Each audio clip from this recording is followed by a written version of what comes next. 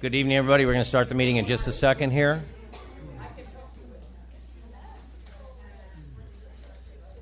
We're going to call the meeting to order. City of Laverne Council meeting on Monday, June 5th, 2023 at 6:50 p.m. Welcome all of you tonight for the council meeting in which we conduct our business of the city. I want to remind everyone that per the city's rules of decorum, all speakers, members of the audience, and council members are to conduct themselves with decorum and to not engage in conduct that interrupts the orderly conduct of the meeting. Tonight we are very pleased to have once again one of our proud veterans, Ralph Ward, Army E4, who will conduct the Pledge of Allegiance for us tonight. Mr. Ward, if you please. Tell us what to do.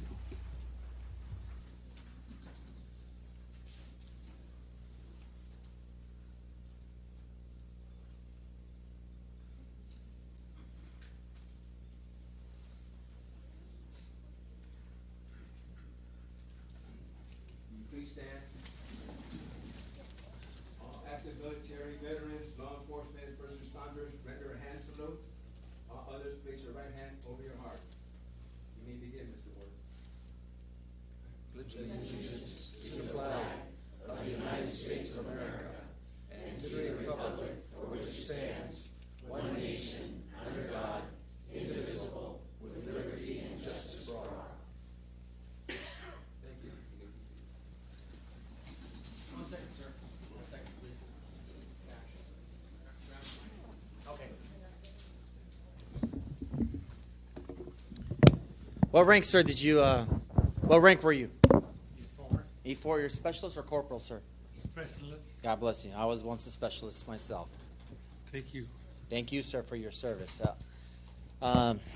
It's the City of Laverne Certificate of Recognition presented to Ralph Ward. This certificate is presented on behalf of the Laverne City Council to Army veteran Ralph Ward, specialist, with sincere gratitude and appreciation for your years of dedicated service to our country. Thank you. God bless you, sir. Army strong. Here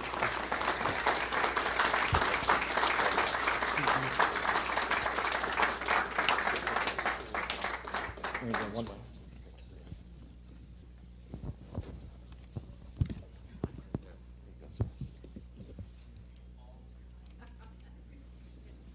You're reminding me I have my weekend battle assembly, so I got to shave this weekend. Good to see you, brother. Thank you. Welcome home. You bet you. Thank you, sir. Thank you, Commander Ramirez. Appreciate it. Thank you.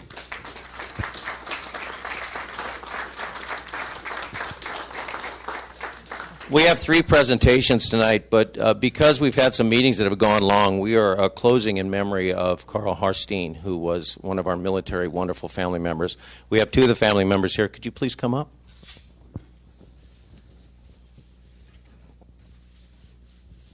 And your names again?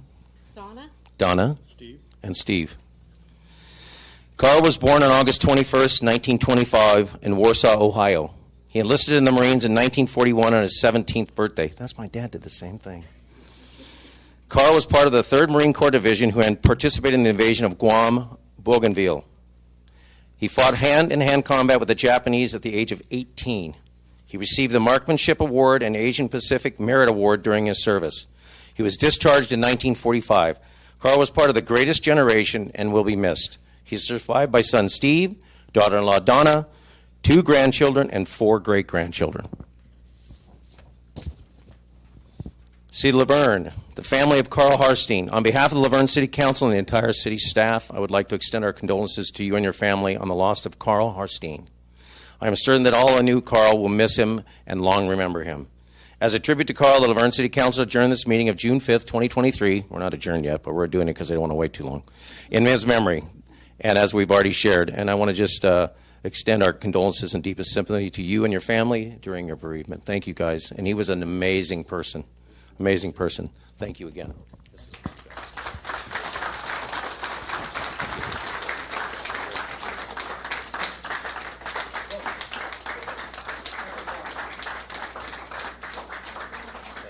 Thank you so much. Get out of here. Thank you, Mr. Mayor. Thank you very much. Everyone.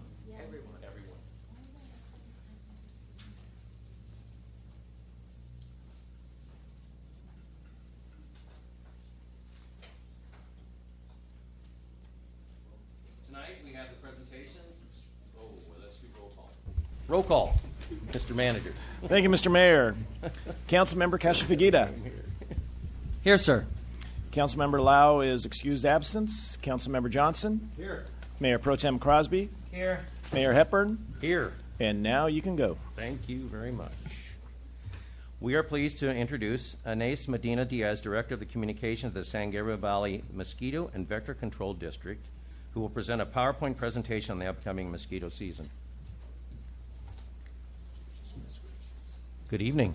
Good evening. Good to see you. Thank you, Honorable Mayor Hepburn and Honorable City Council members, residents, public. We were expecting you to be in the mosquito suit. I'm sorry. Oh, I'm sorry to Mayor Pro disappoint. Tem Crosby says, "Where's the mosquito suit?" Next time I know. Please. But thank you for having me tonight. As you mentioned, my name is Anais Medina Diaz. I'm the Director of Communications at the San Gabriel Valley Mosquito and Vector Control District. Just a little bit about our, how do I advance? Oh, okay. Next slide. Just a little briefing about our vector control district and mosquitoes in general in our area in case folks are not as aware. But we are an independent special district. We were formed in 1989. We monitor and control mosquito diseases. So we're a public health agency focused on the diseases that mosquitoes can transmit. Additionally, we do monitor and treat for biting black flies, which are not your regular house flies. They're very, very tiny. And they usually affect the communities in the foothills and any communities that are surrounding our rivers. And we serve 26 cities in the San Gabriel Valley and portions of unincorporated Los Angeles County. And within those within that jurisdiction, we serve about 2 million residents in the SGV. Next slide. So how we control mosquitoes is not just with applications of pesticide. It really takes a three kind of legged stool. We do a lot of education and outreach, including presentations. We do surveillance on mosquito populations, but also disease activity. And then we base our operations like chemical control, physical control, and biological control based on those surveillance and that kind of data that we collect so that we know that we're making informed and decisions. Next slide. So why is there a whole agency dedicated to mosquitoes? Well, mosquitoes are the world's deadliest creature. They cause over 1 million human deaths every year, and that's because of the diseases they can transmit. Here in the San Gabriel Valley, we really focus on West Nile virus because it's something that we see every year. But sometimes we do see cases of Zika and dengue, which are imported. And because we have these mosquitoes, there is a potential for an outbreak. Next slide.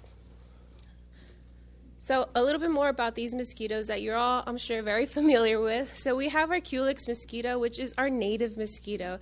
They are active at dusk and dawn, and they are the ones that can transmit West Nile virus. Fortunately for us, they don't love human blood. They actually like mammals and birds. Hence, they can transmit a bird disease. West Nile virus is a flu-like symptom kind of disease, and only 1 in 5 people will actually show symptoms, but 1 in 150 people will become severely infected. Now, on the other hand, if you experience very high biting pressure during the summer months, then you're dealing with the invasive Aedes mosquito. And this is this black and white mosquito. It's very active all day, and it really loves human blood. It is a daytime biter, and it transmits Zika, dengue, a canine heartworm. Now, it also has a high resistance to adult pesticides, so actively using pesticides that you might find over the counter is counterintuitive to being able to control the diseases they can transmit and also getting a hold of their population. And most of the diseases they can transmit are travel imported cases, but they do have the potential for an outbreak, which is why we're still concerned about them. Next slide. So at the time that I created this PowerPoint presentation, we did not have any West Nile virus activity for the season just yet, but as of last Friday, we have our first confirmed West Nile virus activity in 2 dead birds that were collected in Covina. And so this is just typical. Every year we're going to see West Nile virus activity because it is endemic to our county and to our area. Last year, we only saw 1 positive mosquito of West Nile virus, but in the year before that, we have 6. And just because we haven't detected it in your area, it's still very important that we're taking precautions because really West Nile virus can be anywhere. and you won't know the symptoms until you start feeling sick. There is also no cure, and no human vaccine for West Nile virus. So the best way to protect yourself is through prevention. And I'll go over how you can prevent that. Next slide. So you may think of mosquito sources as being these large sources of water, but it really takes a bottle cap of water to breed hundreds of mosquitoes. There's not 100 mosquitoes in here, but I can assure you that we have found many mosquitoes in this small source of water. And it only takes 5 to 7 days for these mosquitoes to go from larvae to egg to flying adult. That's why it's really important to get rid of standing water and get a control on mosquito population. So that can be from anything like a plant saucer or tires, even the most well-maintained home. You may also find mosquitoes in yard drains. So these are all sources that may be affecting you if you are feeling mosquitoes. The next slide shows one big bad swimming pool. So typically, early on in the year, we focus on these swimming pools because they do contribute to our Culex mosquito that transmits West Nile virus. But we need your help, whether you've seen this, you can report them, or if you're feeling any sort of biting pressure, you can always submit a service request through our agency, and we can come out and figure out what's going on, whether it's an issue on a public space or if it's some kind of source on your property. And we try to find a solution that works for you and your community. Next slide. Now, because of the rains that we received this winter, you're probably seeing a bunch of flying insects going around right now. And most of the time right now, especially because of the cooler weather, we're seeing midges. Now, midges are very different to mosquitoes because they swarm, but they are non-biting insects, and they do not transmit any diseases. And their season is from April to August. So as the heat increases, when it's really, really hot, we'll see the decrease in this midges. Same thing for black flies. You're going to see a lot of this because all of that water influx that's coming in from the mountains and that snow melt, you're seeing a lot of these flying insects. Next slide. So another way that we're looking at how to control mosquitoes, specifically the Aedes mosquito, is through innovative technologies. Now, innovative technologies is called sterile insect technique, and it has been used in the United States and around the world since 1950s to control insects and pests. We currently use, not us as a district, but the county uses this technique to control the Mediterranean fruit fly in Southern California since the 1990s. So SIT for mosquitoes involve 3 steps. So it's a mass production of mosquitoes, sorting males from females, and then releasing male mosquitoes into an area. And there's 3 different approaches. There's irradiation, so you irradiate the male mosquitoes and allow them to mate with females. Or you can have them have Wolbachia, which is a naturally occurring bacteria in insects, and they also mate with females, but they don't have the matching Wolbachia, so they will not hatch. And then there's self-limiting mosquitoes, which is also known as genetically modified, and the females just don't allow for their eggs to hatch as well. So we, as a district, are not implementing these technologies at the moment, but we are looking at them because they're sort of the best way to control this Aedes mosquito, and you will hear about neighboring districts implementing these technologies in the coming years. Next slide. So to conclude, please tip out any stagnant water from containers and toss any unused containers. The best way to protect yourself is through wearing insect repellent or loose clothing. Insect repellent, there's so many products out in our stores, but it should really depend on these 4 ingredients, and these are recommended by the CDC and approved by the EPA. They're DEET, oil of lemon eucalyptus, picaridin, IR3535. We also have other resources for our residents. Like I mentioned, you can submit a tip if you are having any issues with mosquitoes, or you can join our Bite Back Champion group, which gives you resources to share more information about your specific neighborhood. And in 2 weeks, we will be launching our National Mosquito Control Awareness Week. So we are working with the city to provide more resources like PSAs, newsletter content, and of course social media content to distribute that to your residents through any of your avenues. And with that, I can open it up for questions, whether you have any questions. Mr. Johnson. Yeah. We've got 2 varieties of mosquitoes in our area. Are they both attracted to ultraviolet light, or are either of them attracted to ultraviolet light? We see a lot of those mosquito traps that have a light and a fan built into them. Yeah, that's actually. Do those actually work? They do not. That's a great question. So mosquitoes are not as attracted to that ultraviolet light. In fact, you're probably going to kill more beneficial bugs with those rather than mosquitoes. And then also a lot of folks will place the ultraviolet light closer to their home, to their entrance of their home. So you're actually attracting more insects closer to the entrance of your home. So they'll go inside. So, if you want something more natural. Mr. Johnson, call your wife.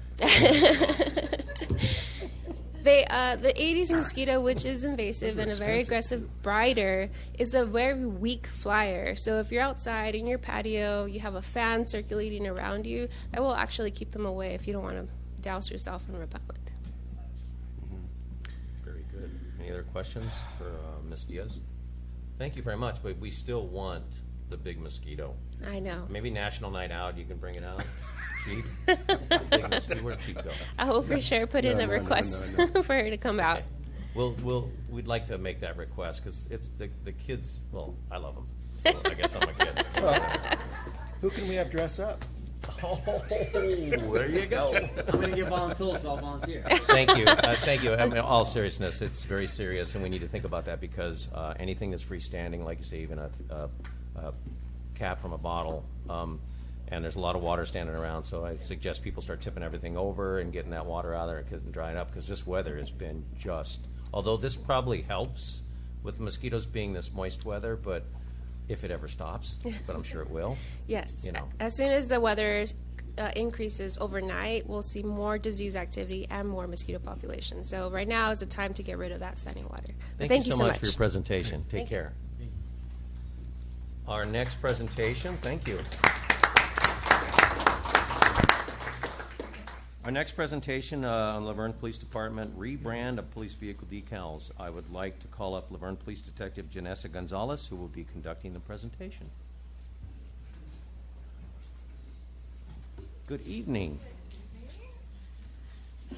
I was telling JR, I'm used to, I train to but let barricade this. Should we leave the room? I'm trained You're scaring us now. to talk to armed barricade subjects coming out of a building, but I'm terrified to do this right now. So, Hey, so far you're doing great. So there you go. Oh gosh. Okay, so deep breath.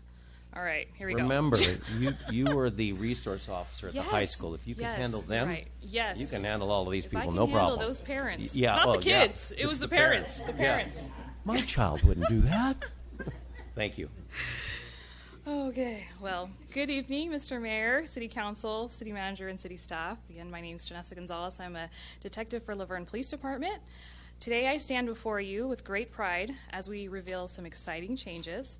Our entire Laverne Police Department family has been eagerly waiting for this day as we reveal a new sense of unity, professionalism, and modernization. First and foremost, I would like to express how essential it is to recognize that change is an integral part of growth and progress. As our lives, city, and agencies evolve, so too must our symbols and representations. The current Laverne Police Department vehicle graphics, shoulder patches, and agency logo have been in place for over 20 years. Older than me. Just kidding. I wish. Well, because of this, the need for an update was easily identified, and an agency rebrand became a priority. This rebranding is more than just a visual makeover. It represents a profound shift in our approach and mindset. Our new logos, carefully designed with professionalism and pride in mind, symbolize our dedication to ensuring public safety, upholding the law, and protecting our community with the highest standards of integrity.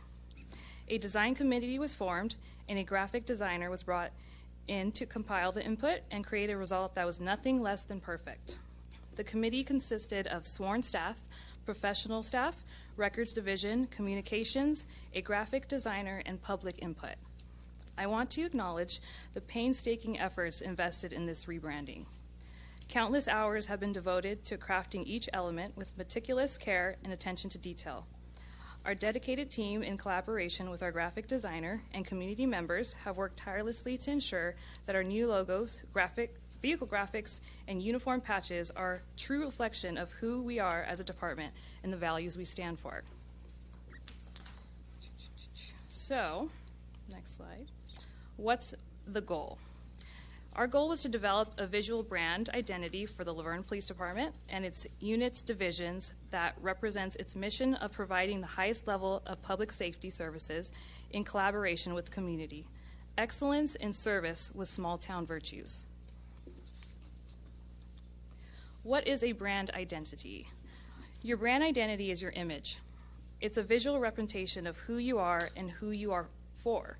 A good brand identity speaks visual language to the people that see and engage with the brand. It's an opportunity to create and get a great first impression with lasting impact. Why it matters for a police department. Your brand has an impact internally as well as externally. A well-developed brand helps engage current employees and assist in recruiting individuals who embrace the department's mission, vision, and values. It helps create positive relationships within the communities and businesses. From Neil Parker, a good definition of brand strategy is the considered intent for the positive role a company wants to play in the lives of people it serves and the communities around it. So, this is how Laverne PD is currently looking. If you want to go ahead and look. You know, it's still cute, but we needed something new. Currently, it's a lack of uniformity between two notable visual representations of the departments, between the patch and the squad cars. Current design of the patch and squad cars have been in place for 20 plus years and do not meet our goal of being timeless or innovated. The current squad car design features a more modern approach to the police visuals, but not match the desired timelessness and the small town virtues of the city of Laverne. So the opportunity, it's to create a cohesive visual experience through all interactions with the department, from the patch to the squad car to social media and beyond. Where people experience Laverne PD in one place, they have the same visual experience in the next place.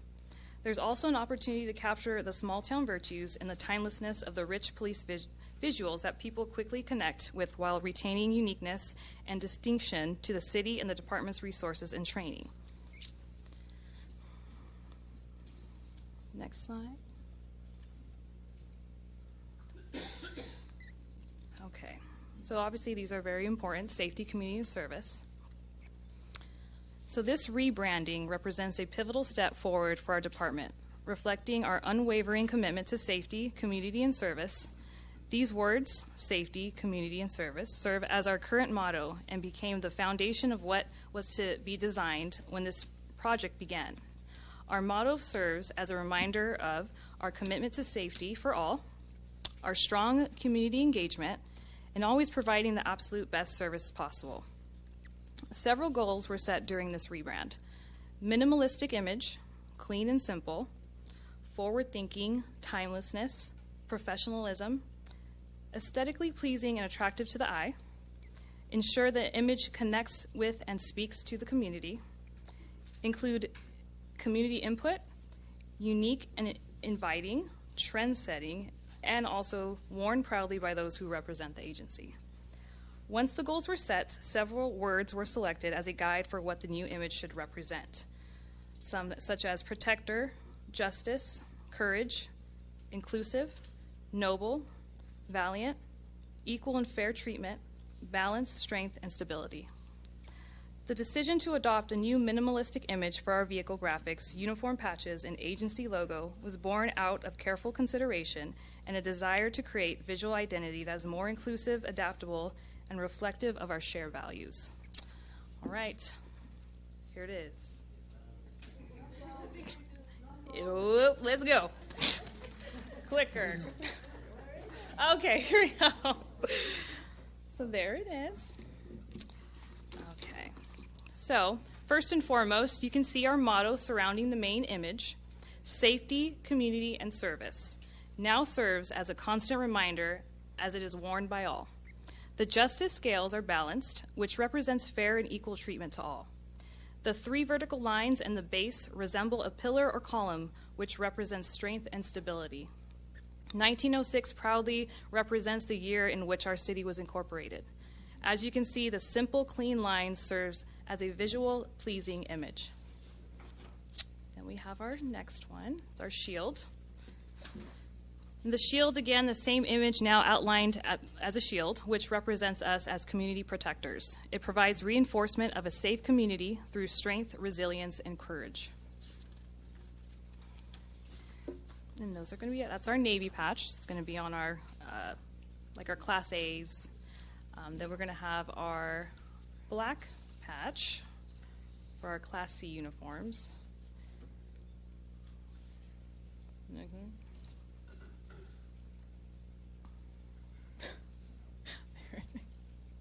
We're having clicker problems, so.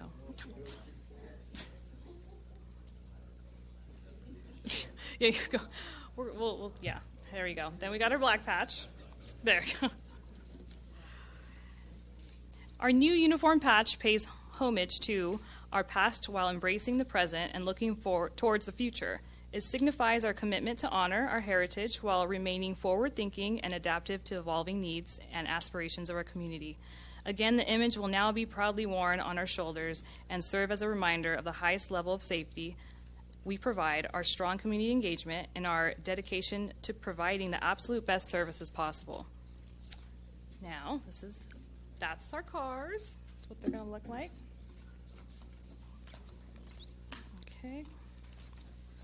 So our patrol vehicles, the shield and the streamlined badging represents our commitment to protecting our community while providing an inviting and attractive image. These new vehicle graphics provide a unique, forward-thinking representation of who we are and the pride taken in how we serve our community. These graphics embody the principles of strength, resilience, and unity that define our noble profession. So then it's going to show, there you go. That's the other passenger side. And then the next one will be the rear of the vehicle. All right. Now the cool stuff. We got our hat, polo, and shirts. You know, if you were really doing a performance, you would have had a bag of hats and a bag of shirts. Well, People you know out here what? would You're have grabbed them speaking up. too Sorry. soon, Mayor. Oh, okay. look at that. Now I don't know. I think I should hold these now. Wait a little longer. So those are our hats. Then we have. You did. You just took the whole surprise away.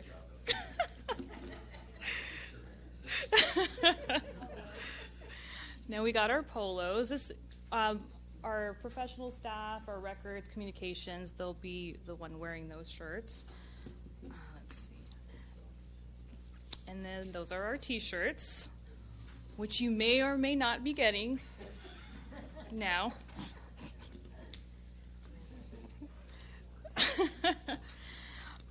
But we invite you to embark on this journey. Oh, actually, the car. There we go. Hold on. Let's all look this way. Oh, wait. Well, that's...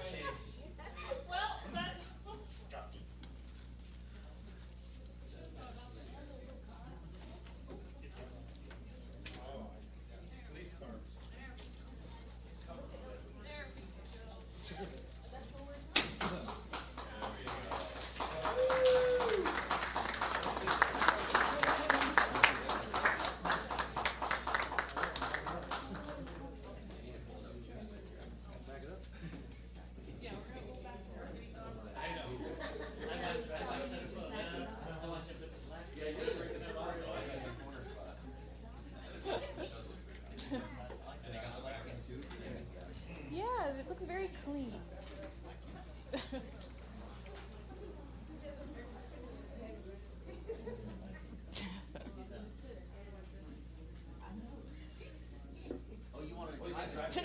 He's going to drive it up.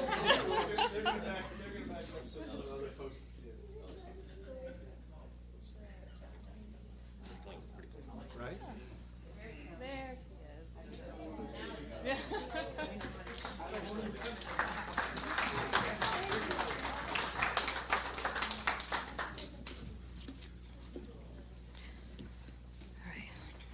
So, and to end this, we invite you to embark on this journey with us as we continue to uphold the values that we shaped our organization's identity now with a refreshed visual representation that resonates with the spirit of our time.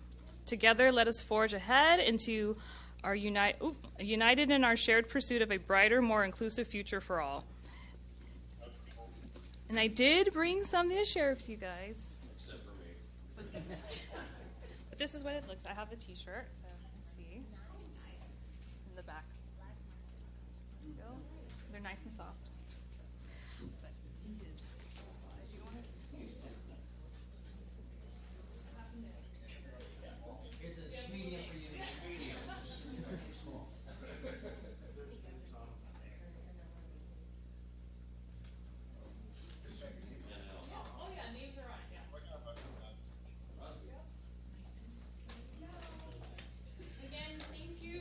And hopefully you guys like it, because we love it. We absolutely love it. So you'll be seeing those cars driving around in our patches.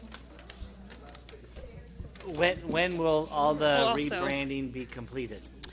It is actually, everything's in, the cars are getting outputted right now. The patches are already in production, so it's as soon as we get them, we're ready to roll. But also, I just want to say, before I forget, I want to thank our design team for all their hard work. And also thank you, Mayor, City Council, City Manager, City staff, your trust and support as we navigate through this exciting chapter. And we're just really excited to get to this. So, thank you. I know you said it's doing right now.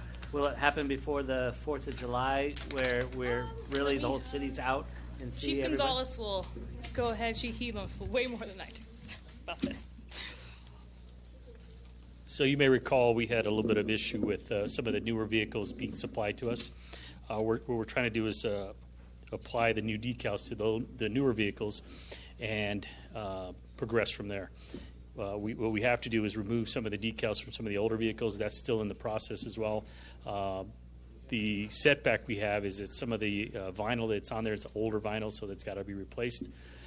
It is hard to get off, but we hope to start that process. The process is going now, but that's going to be a while. They're being made now. They just hasn't been. We're going to give everyone some time to get their uniforms and so forth done. But we're hoping late July, early August, you'll start seeing more and more of it. Again, I also want to thank you guys for all your support and all the work that they did. Was really that they put all the effort in it. Mark and all the other members of the team, they put the effort into getting that and providing that product there, so that's very tasteful to the community and represents who we are. I will say I was a little skeptical at first, but looks pretty good. I will say, nice job, you guys. This really looks And nice. I hope to see you all wearing those shirts on the 4th of July. You know, it'd be really good with a hat, but I'm just saying, you know? A sure fit, or, flex fit? Yeah. By the way, hey, Chief, you got competition. She does a great job. Janessa, first time you were Navy, you were great. Great. Thank you guys very much.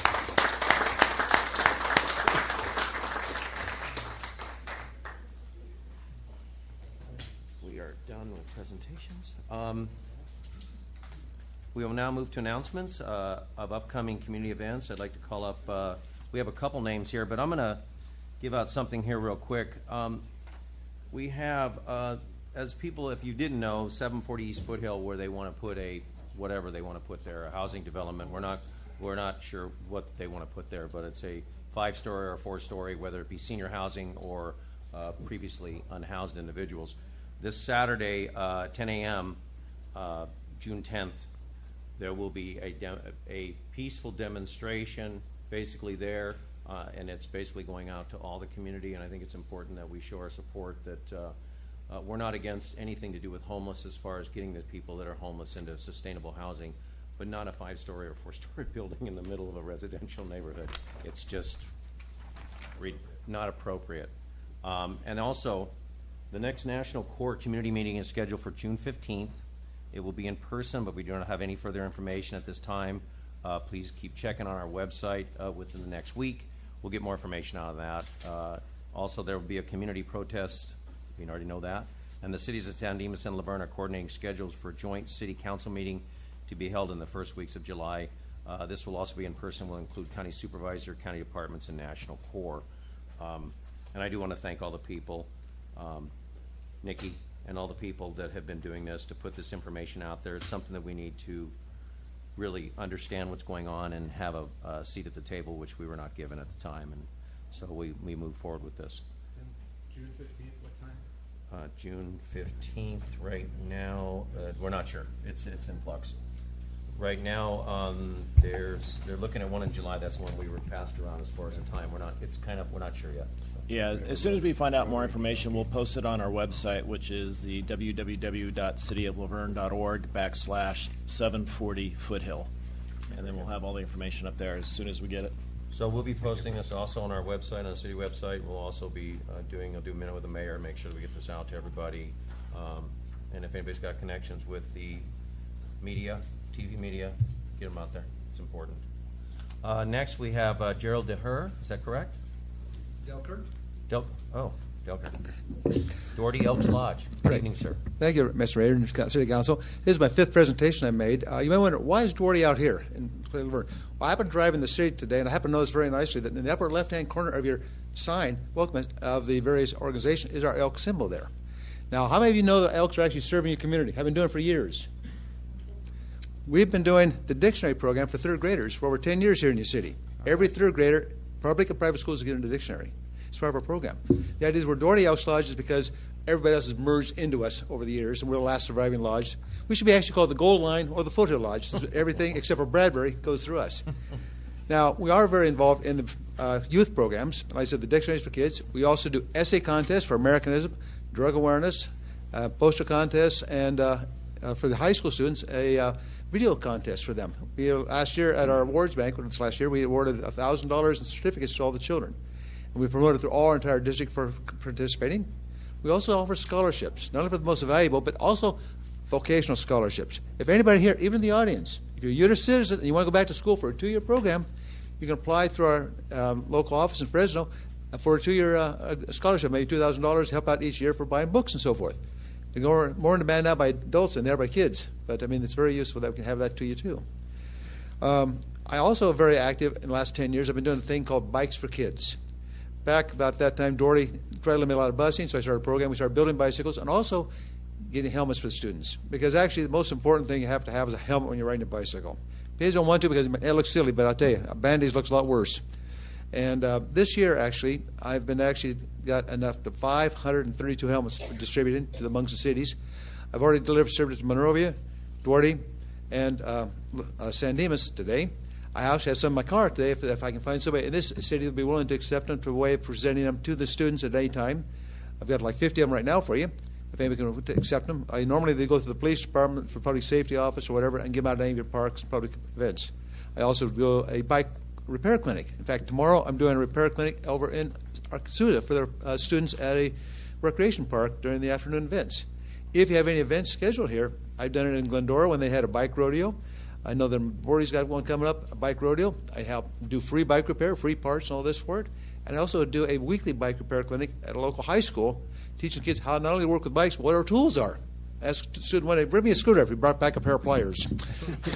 What's an Allen wrench, things of this nature. And so they're learning those advantages. Now that's our students. The Elks have got involved even earlier, since over 75 years, in our veterans programs. I see that I talked to some of our veterans that were here beforehand.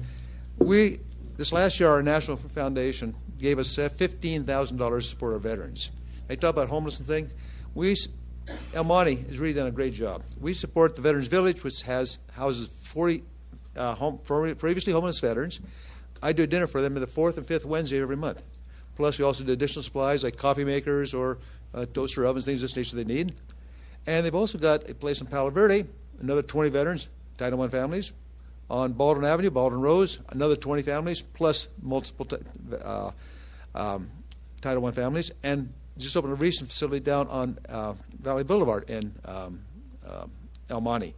Also, we're now going to start helping out the facility in Pomona, which again has about 20 veterans. So people looking for homeless veterans that need a place to go, apply to the Veterans Assistance System, is the VAS, I think it is. Apply to that, and they get you hooked up with these organizations. Our lodge also, our National Foundation, also have what they call move-in kits. if you find any veterans that need to move into a new facility that need towels, pots and pans, things of this nature, bedding, we can provide up to $300 in supplies of those items, plus another $300 to buy them a bed. So we have that for service to our veterans. We also have we've many things. In fact, this month we're taking the veterans out to the baseball game in Rancho Cucamonga. So we're helping out that way. So we're trying to support our veterans. Our other lodges are also supporting them. Our West Covina Lodge is supporting the one in Palo Verde. The Alhambra Lodge is supporting the one on Baldwin Avenue. So we're looking to have more and more. Our lodge is actually one of the most charitable lodges in the entire city, the entire region here. At the last convention, our lodge ranked number 8 is how much we gave per capita. Of $85 per person was given to our state fund, which helps handicapped children. They help out mostly in the rural areas where they cannot get any sort of assistance. So I've got help out in that area. We provide service to the community. We've been doing it for many years, and I'm just trying to extend it. In fact, I've got pins for you, like everybody's giving out things to you tonight. I've got the pins I had made for our lodge a couple years ago that follows our procedure. Actually, what it is, it's a small elk family of 3 elks, and has our number on, but the thing around it says growing elk in our communities. And that's what we're trying to do is extend elk activities through the entire events, what we can do to help our communities. I'll leave you some of our literature here so you can find out about our veterans programs, all this. And there's many other things we're doing too. Probably forgot half of them I want to talk about here, but I mean, that's what I'm doing. I'll just present this, and I thank you for letting me make a presentation to you. Thank you very much. Ken, he said he's got bike helmets. We might want to get him with, you want to get with our chief and talk about the helmets. Please. One big praise for Gerald. I know him personally working with our students in Duarte and with the bike improvements, and he's there at least once a week with our alternative high school building and showing them stuff too. So he does a great job. Thank you, Gerald. Appreciate that. Sherry Best.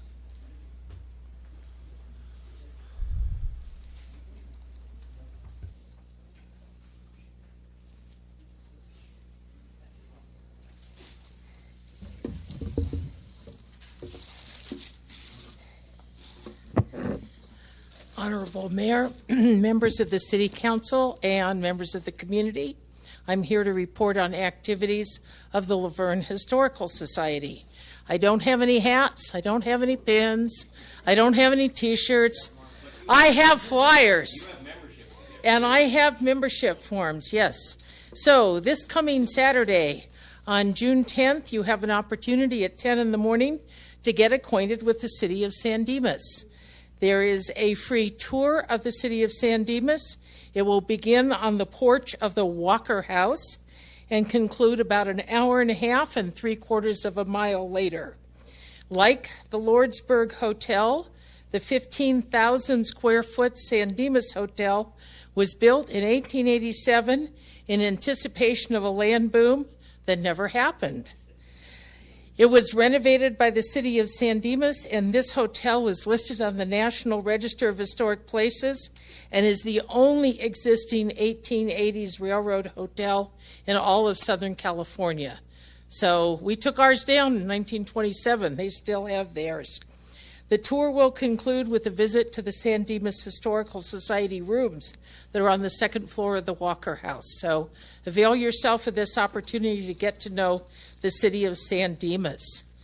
On Monday, the 12th of June at 7 p.m. in classroom number 1, we have our summer member and community meeting, and a flyer went out to members of the Historical Society. We'll be posting that on our website, and the main topic of conversation is the Laverne Historical Society's 50th anniversary. It's been 50 years since we filed our Articles of Incorporation, so we have been around for a while.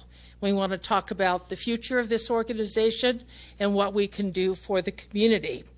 To get ready for that, most of today, Kathy Kalusik and I were over at the community center and putting up displays in 2 of the 4 display cabinets. And I am delighted. They look wonderful. We have one entitled The Legacy of the Palomares Family, and the other is Lordsburg and Early Laverne. We're able to show off some of the artifacts that the Historical Society owns, such as the Palomares branding iron, some household objects that belong to the Palomares family, And we also have from the Laverne and early Lordsburg and Laverne time, we also have a suit of clothes that are circa 1895, worn by a little boy, age 5. We have a photo of him with his daddy, and we have the whole suit of clothes plus his little hat there, perfectly preserved, because somebody decided it was important to keep that and then show it to us, and now we're showing it to you. So if you have an opportunity to go over the community center, go take a look at some of the, just a few of the objects that we have available for you to take a look at. Now on the 1st of July, we will be having a truck enhancement event, because in 2 weeks' time we're firing up the engine on the 1938. The engine's in, the wiring's done, the signal lights work, the gear shift is in, the steering column is in. It's looking good. So we're going to fire it up. We've got about 2 weeks to troubleshoot, and then we have to get this truck ready for the 4th of July. So on 11 o'clock in the morning on July 1st at my house, 3949 Bradford Street, we're going to play dress up here with the truck and get it all duded up and looking good for the 4th of July, and it will be in the parade. So we are busy with the Historical Society, and we thank you all for your support. There you go. Thank you. Thank you, Sherry, very much. Any other announcements? Yvonne. Ms. Gallegos.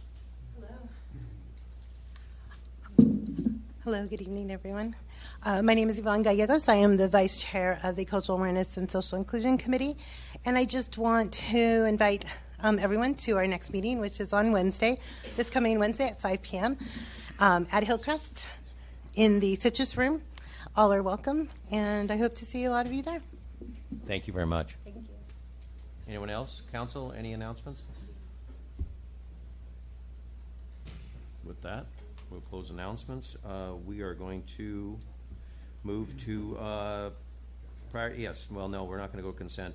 Madam City Attorney, I understand that there was an item that came up after the posting of the agenda for closed session, item that you will discuss and lead us through adding to the agenda. Yes, Mr. Mayor, thank you. We have an item that needs action before your next regularly scheduled meeting.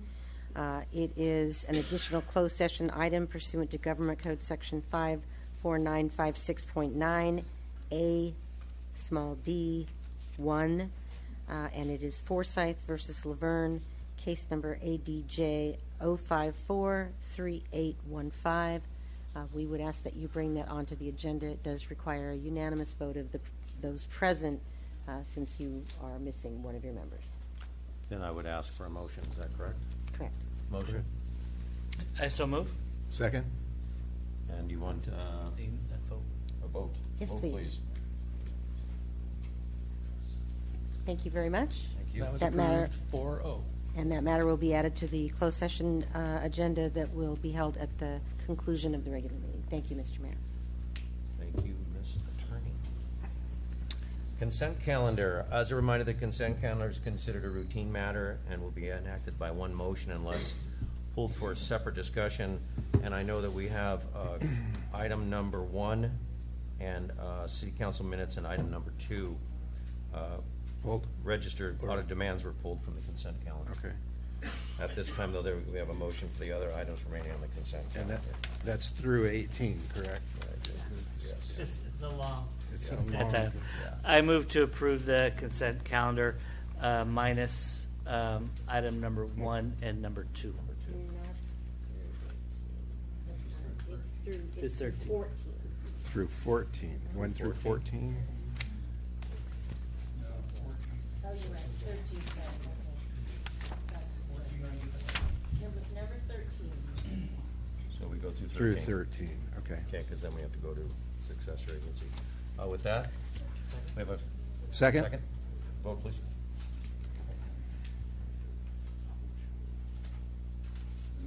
That was approved 4-0. Thank you. Mr. Bowen.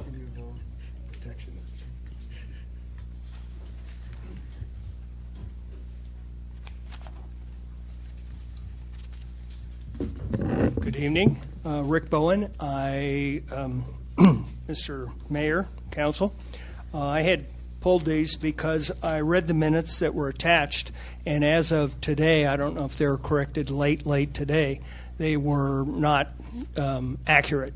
And I did receive a note from the city manager a few days ago that said they would be corrected, but I don't know if they ever were. As of today, my last viewing, they were not.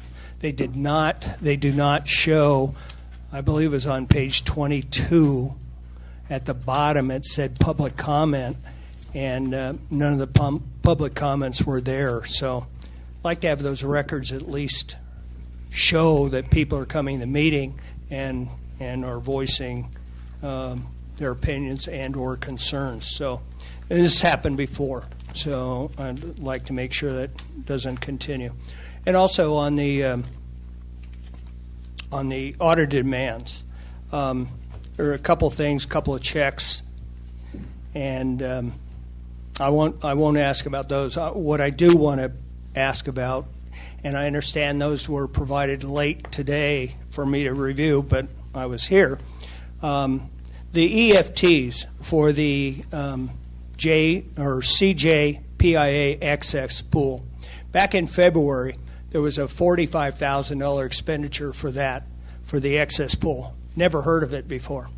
So I had inquired about that, and I got a response back from the city manager that $31,000 went to an ex-employee of the city who already has a pension.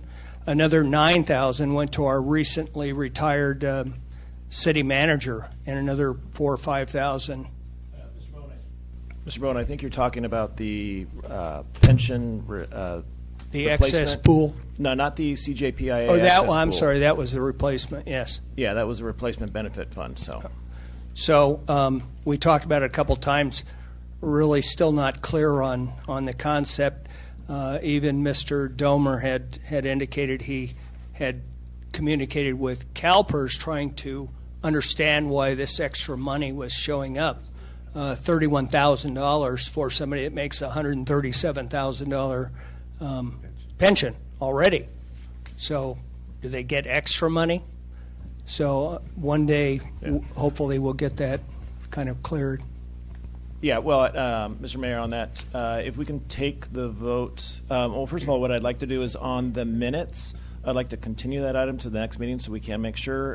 In reviewing the minutes, when the adjournment time was put in, for some reason, the public comments did not make it onto the copied page. So we'll have that repaired for the next one. So I'd like for that to be continued. Madam City Attorney, do we need a motion on that, or can I just continue we're it? just going to move those to Continue that to the next meeting. Yeah. To the next Yeah. meeting. And then for number 2, since that's been pulled and I have a payment on there, I'm going to move myself in. So now we can talk about the audited demands and take council action on that. So. Okay. Am I done? Well, and again, I'd be happy to sit down with you. So on the CJPIA excess pool, I had sent you, there was a council meeting, I can't recall the date because it was more than a year and a half ago, in which the city changed its insurance level, and in that act saved anywhere above $600,000 a year going to the excess insurance. So what you'll see on a regular basis is the replenishment of the retention fund that we have to do. So there's like a $25,000 retention. That's a CJPIA, which is our Joint Powers Insurance Authority, has the ability to pay claims, pay lawyers for different things, and then they submit us a bill based on the actions they take in the previous month, and then we replenish that amount so that they always have that $25,000 floating fund. Kind of similar to what we do with LA-HIDA and all that stuff, making sure that we're being reimbursed and all that stuff. So be happy to, in the future, come back with an educational item to the council to review, because it has been 2.5, 3 years or so since we made that, and we should be looking at whether that has saved the city money on switching to that different type of insurance. So very happy to do that, and very happy to work with Mr. Bowen to address some of his concerns in that so that we can explain it truthfully and, forthrightly to the public so that it is well known. So. Okay, and the AFT, the excess pool, again, there was another $50,000 this month, or in May, that was paid out to the excess pool. And again, I guess I flat don't understand it, but we're paying excess money into a JPIA retirement fund pool, and this is in excess of the $53 million bond and everything else we've done. Yeah, it's the excess insurance pool. It's not the retirement. Yeah, and then the last one was the EFT to $16,852 to Roger Bass, and there was really no explanation. Okay, thank you.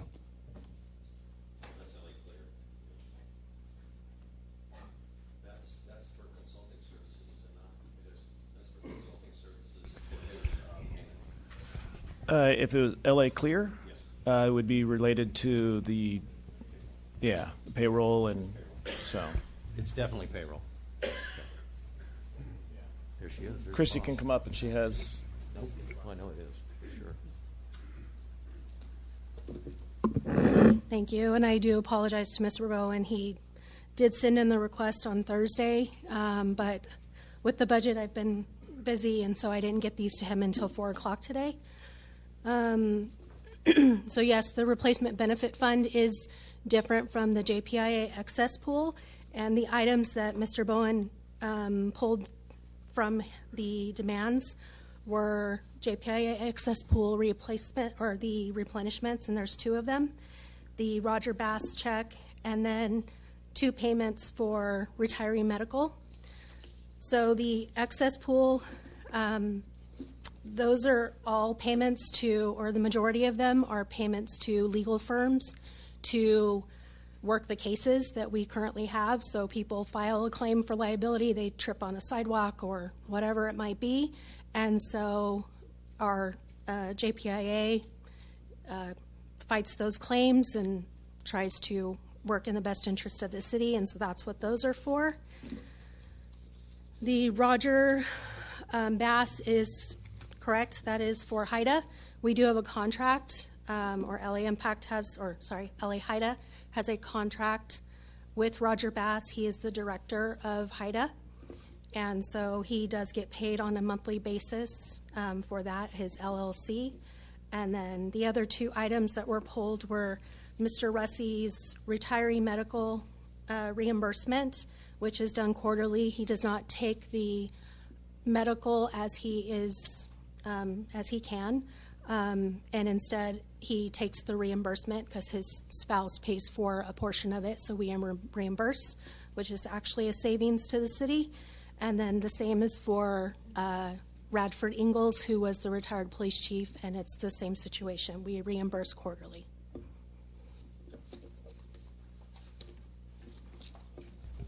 Thank you, Christy. You're welcome. Any other public comments on this item? With that, I will close public comment. We ask for a motion. Move to approve consent item number 2. Second. Second. Anybody gonna second it? Second. Thank you. Councilmember Cash. Vote, please. And that was approved 4-0. Wake up. We're going to rebrand you. Okay.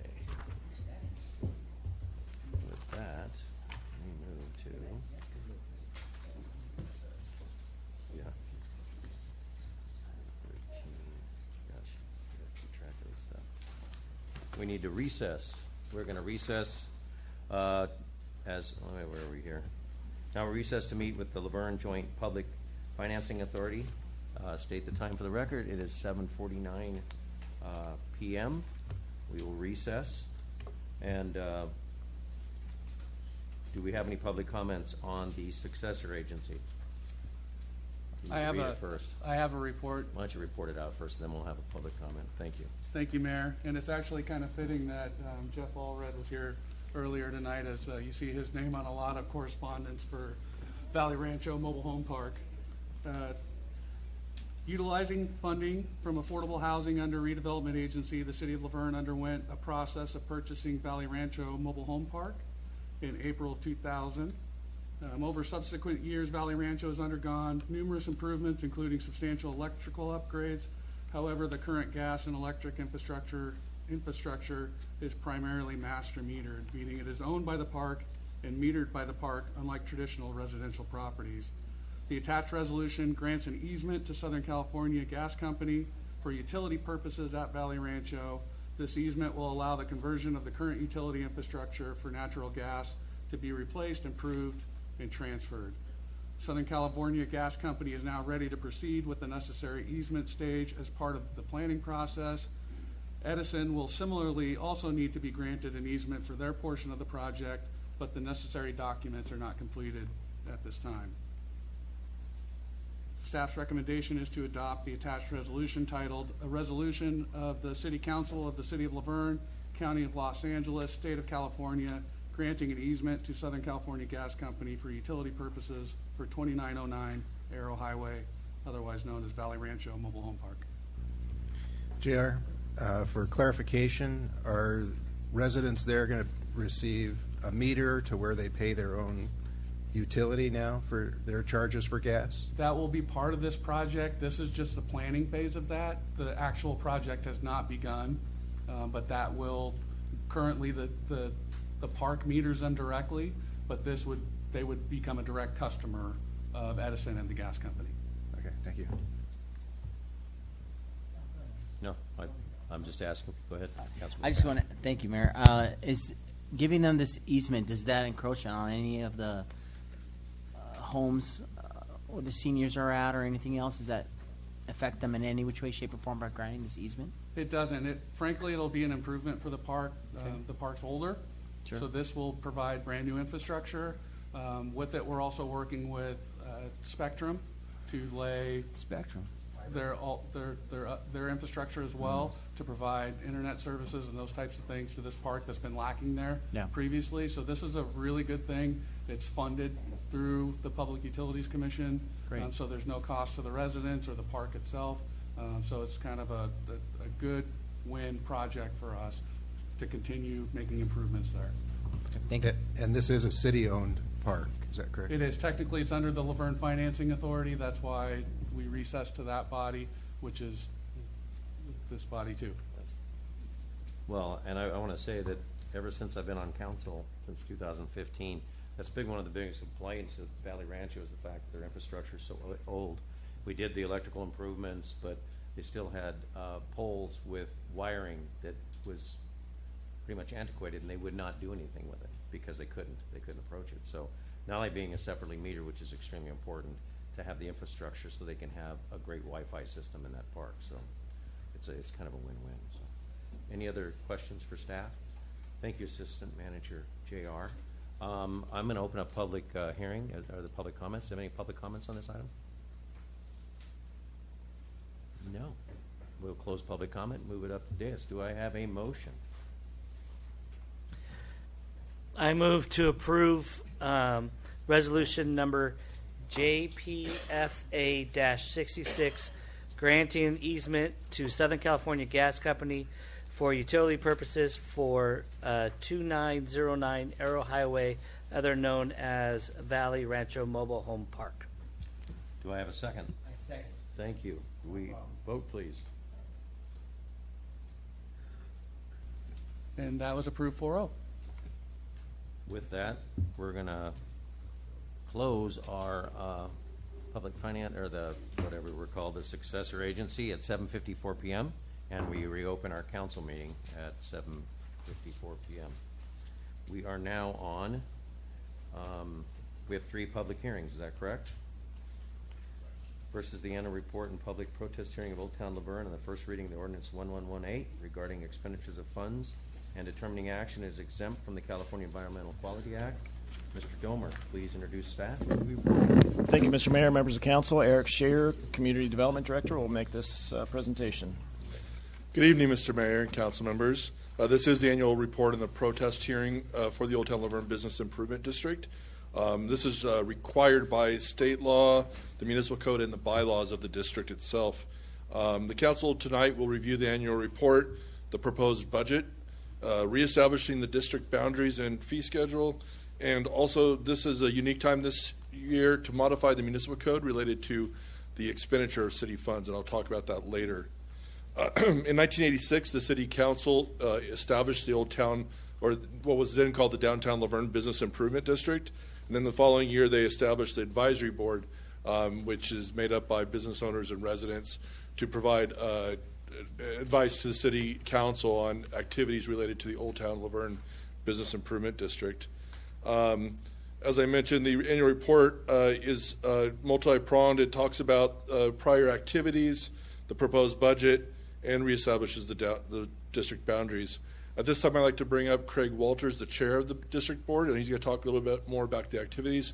I'll then come back up and talk a little bit more about the budget and then the next steps.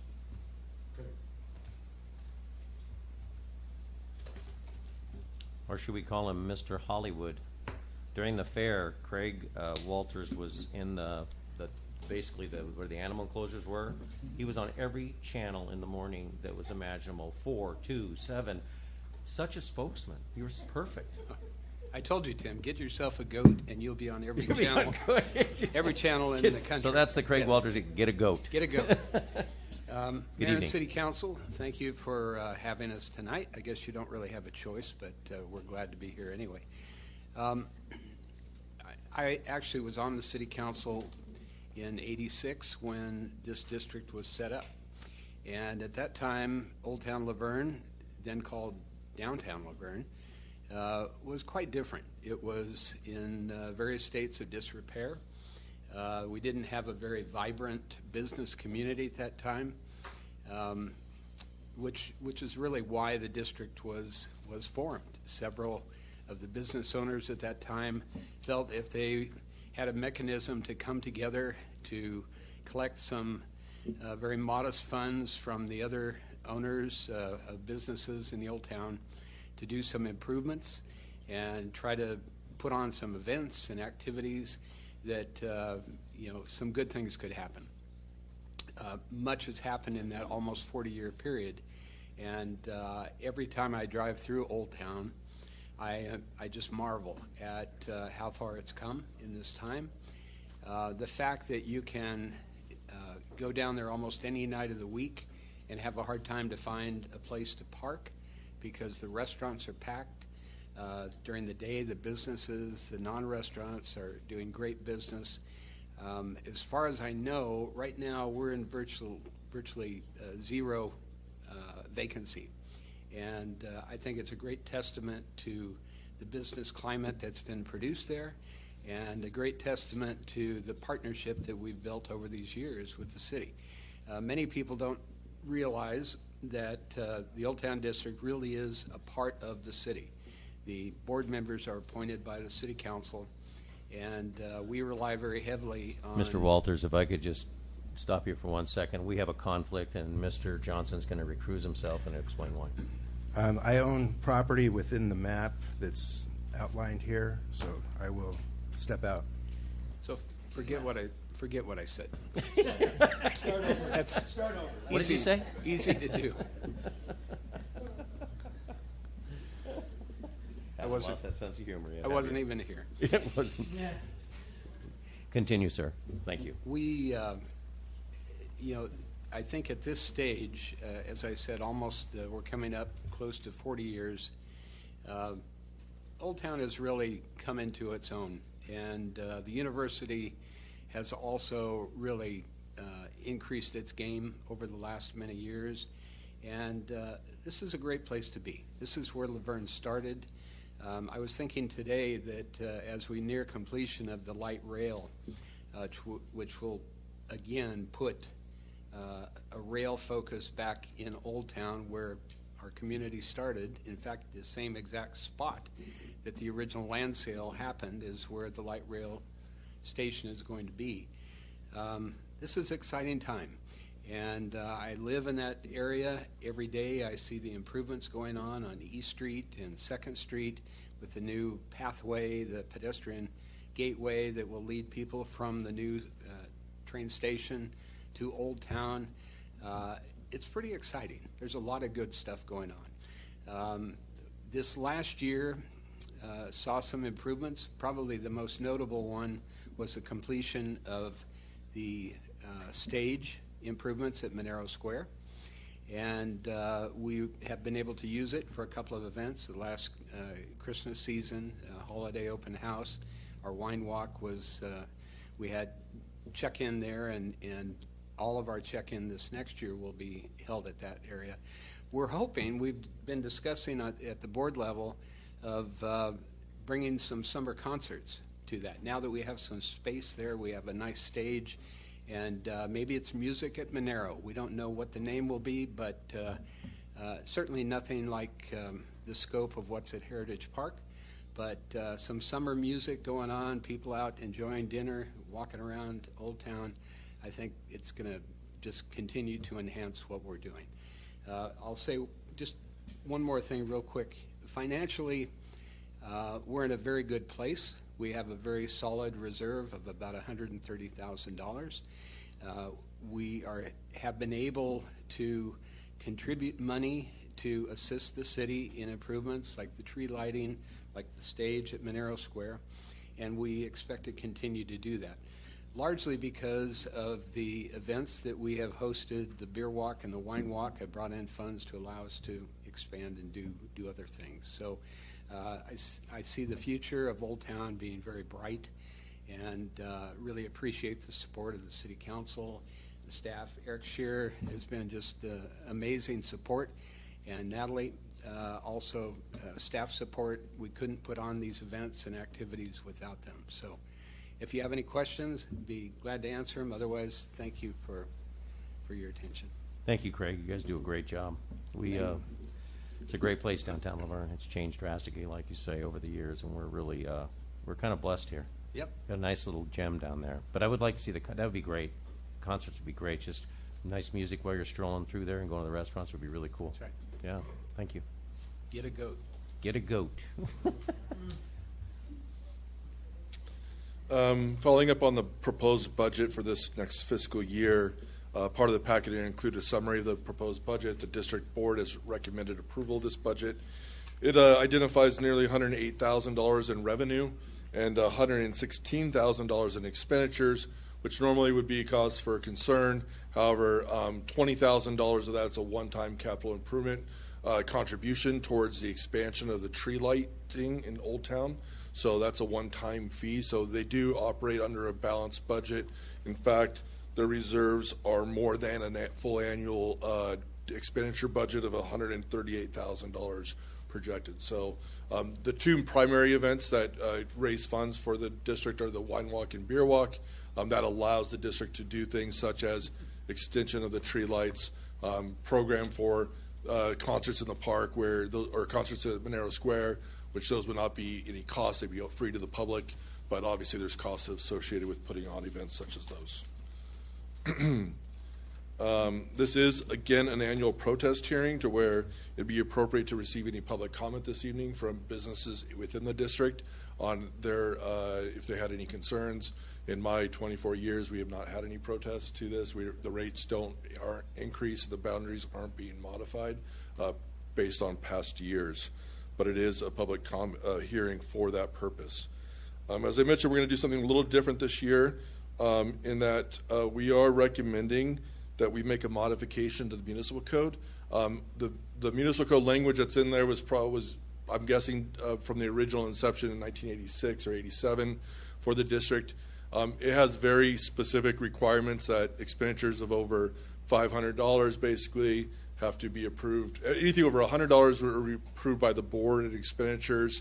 Anything that's even within this budget that's over $1,000 requires city council approval. That was prior to these larger events, and so by putting on these larger events, there's actually higher expenditures, and so the past practice hasn't been taking all these expenditures to the council every time and the board, and we've recognized this discrepancy between the municipal code and what real practice recalls or requires. So we are recommending that an ordinance be approved or placed on first reading this evening that would modify the municipal code section 2.54.150, which would basically then require that any expenditures over $1,000 that are not budgeted be approved by the district advisory board, but all other expenditures follow city purchasing policy requirements. So that way the city council isn't required to take an action every time the board needs to write a check to pay a vendor or somebody that's associated with one of their larger events. So the city, the finance director and the city attorney have reviewed this. The city manager supports it as well. This is just putting it more in line in the realities of today and the district's expenditures based on their operations. So tonight, staff is recommending two actions. The first would be to adopt resolution number 2332, which approves the district's annual report, the proposed budget, and the reestablishment of the district boundaries and assessment formulas. And then I'll place on first reading and by title, introduced by title only and waive further reading of ordinance number 1118, which relates to the chapter 2.54150 of the Laverne Municipal Code related to the Old Town Laverne Business Improvement District's advisory board's expenditure of city funds. With that, I'd be happy to answer any questions the council might have.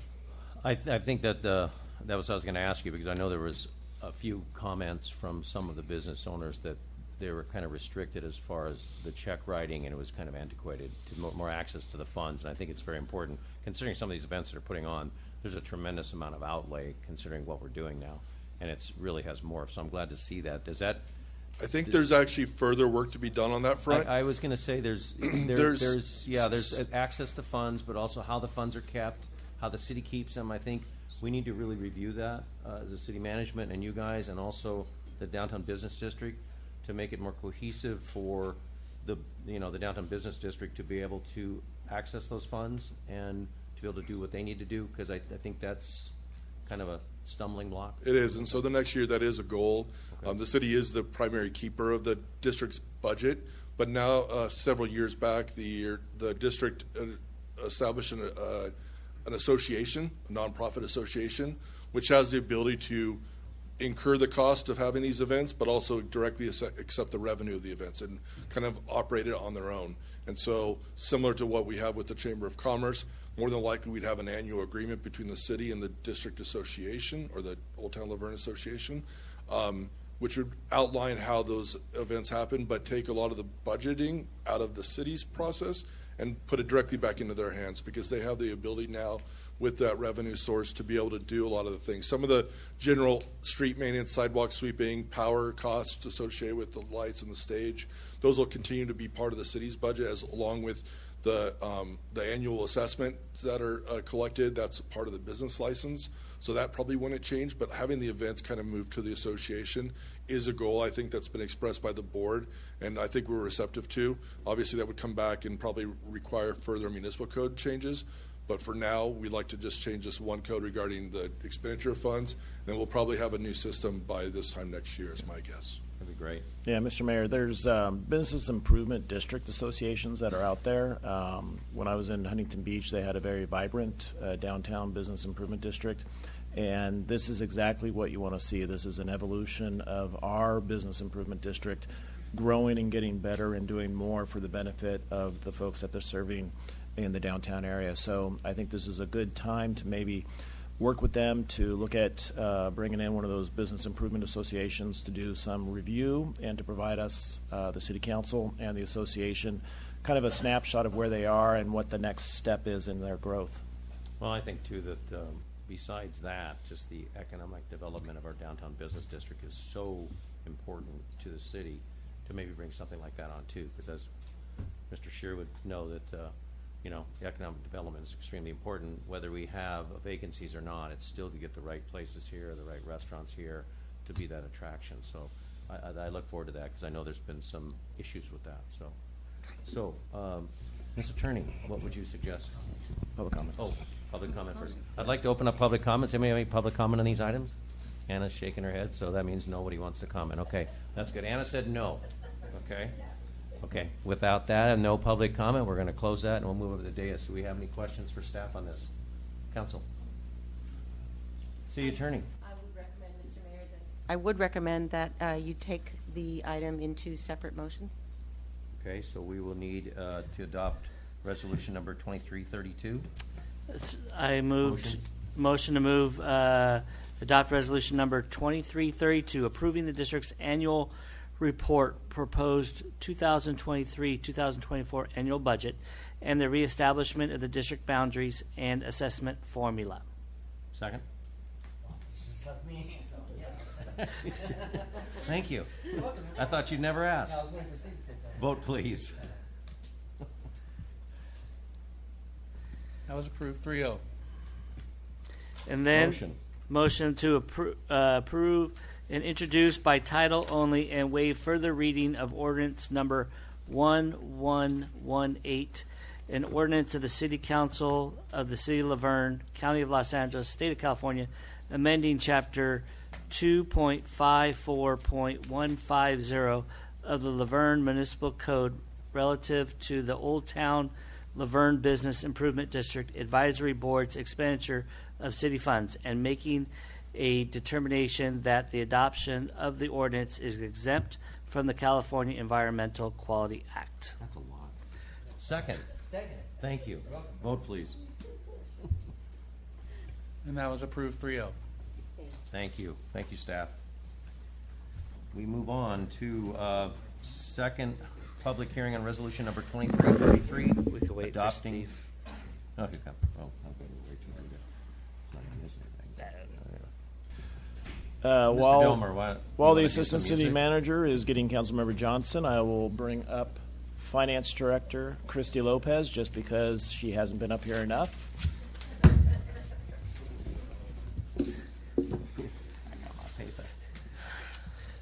Questions were asked and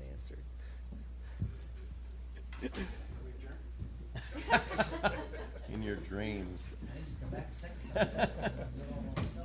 You want to check that, make sure we don't have to recruit you from anything else, Mr. Johnson? Ms. Lopez.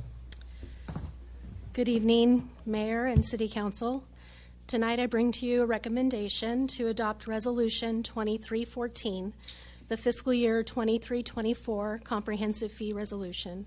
Each year with the budget process, the departments review existing fees and bring forward any changes or additions to the fee schedule for the 23-24 fiscal year.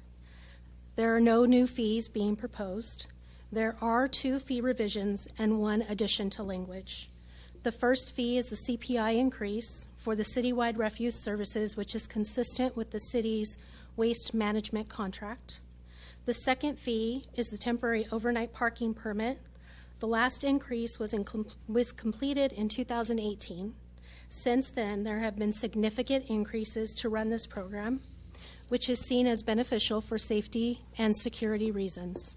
The proposed increase of $2 is a 66% increase, which, although large, is needed to continue running this program due to increased contractual charges for parking enforcement, parking collection, and court fees. The final change is the addition of language to the building permit section, which I will read. So projects with valuations over $10 million are eligible for a reduced multiplier subject to an agreement between the city and the project applicant with the city council consent. This is to encourage as well as identify the efficiencies recognized for large projects based on incremental costs and recognizes permitting and inspection efficiencies while allowing for an agreement to reduce the fees for projects with large values and can entice developers to choose Laverne for their next project, which benefits the community through economic development. I would like to go back because I did not mention the percentage increase for waste management, which is 5.17%. And with that, if you have any questions, I am available. I am. Because on this, I brought this up to the city manager earlier this week. about what our current cost of waste management versus cities around, and I know he had the answer prepared. So, thank you, Mayor, members of council. Yeah, based on the Mayor Pro Tem's question on current costs, so for 2023, so the current period right now, for a 96-gallon can, and that's basically that's the large one, the big one. In Laverne, it's currently $30.44 per month for that service. Next door in Claremont, why they do this, I'm not sure, but they have their own city-provided That's because they do it different. sanitation. I hear that. They're at $41.25, and that's actually Ask them about Golden State Water. yeah, a 2022 number. So their number for this year would be different.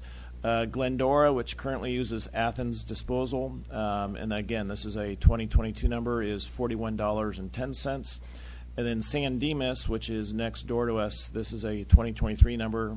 They use Waste Management, but what we heard is they may have already introduced all the organics issue, is at $41.50. So our surrounding neighbors are considerably higher at this time. Thank you, Mr. Domer. Do we have any questions for staff before we open public comment? Yes. The 5.1% increase, is that something, refresh that some we're doing, that's something they wanted to increase on? So it's part of their contract. Part of They their have contract. a CPI, correct. Okay. Now, how long have we been in this contract with them, and when does it expire?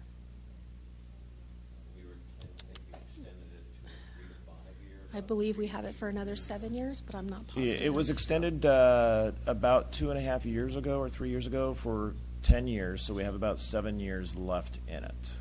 And is there any, within this 7-year time frame, an increase in other future increases, like in the next 3 years, they're looking at another 3% or 4%? Yeah, CPI. They have CPI built into the contract. Also the organics. That's built into this contract. Correct. Yeah, so the increases will be consumer price index, an agreed upon date on that. They can ask us for other increases, but they would have to justify those increases.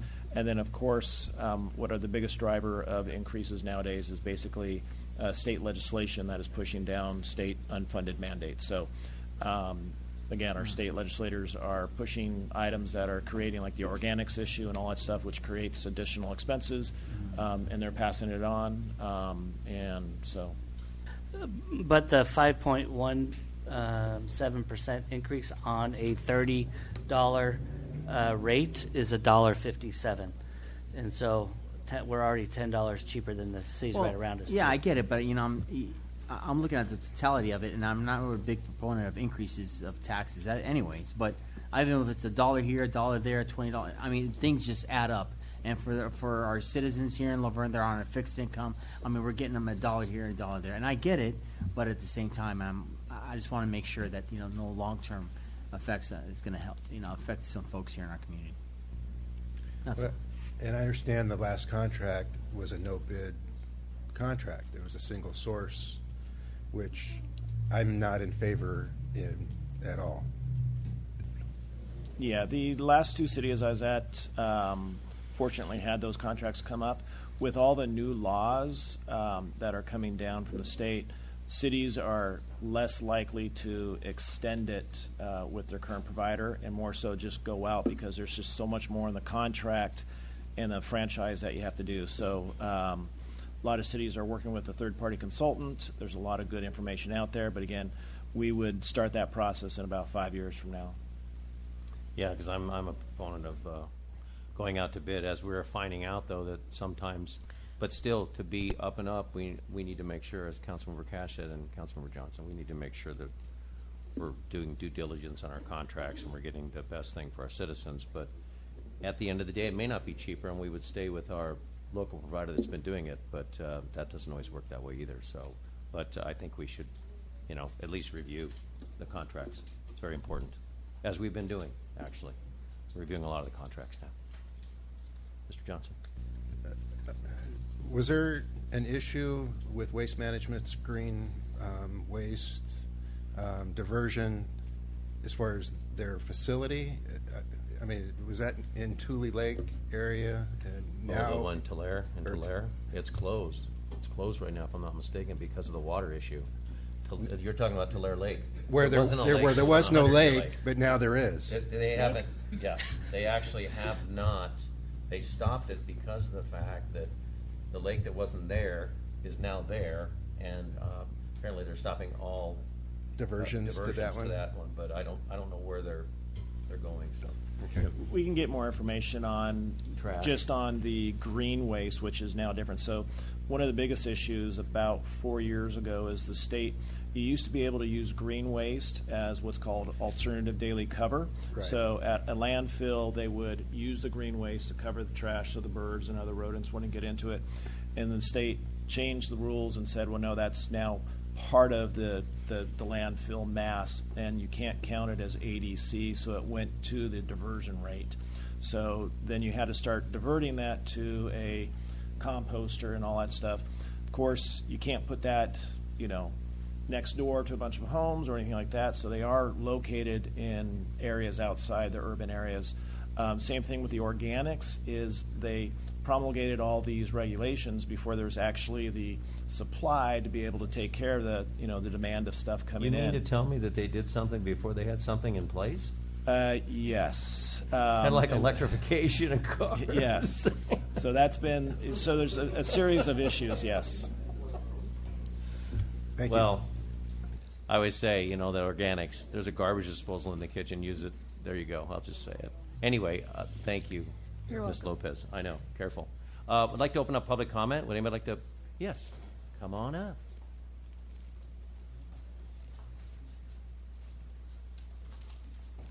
Good evening, everyone. Kathy Kalusek, 3rd Street.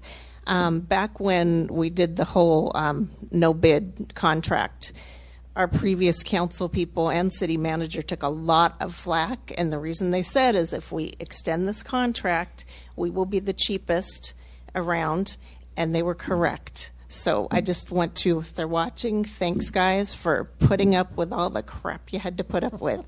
That's it. Thanks, Kathy. Anyway, yes, it's all trash talk. Okay. Good evening again. Good evening again. Cynthia Gabaldon, 2529. I have been hearing from other cities that there's a group, I don't know if it's 100 of them now or what, but they're really pushing back on this organic waste thing because there's been some projects up north, everything's failing. It's a complete waste of time and money and taxpayers' dollars. So any way we can participate in that, we need to start participating in these groups that are pushing back, and this one seems to be a no-brainer. So please do that. Thank you, Ms. Gabaldon. Anyone else wish to speak on this item? With that, we're going to close public comment. We have a motion. Mr. Crosby, you seem to be doing the motions tonight. I'm doing motions tonight. You like reading. Go ahead.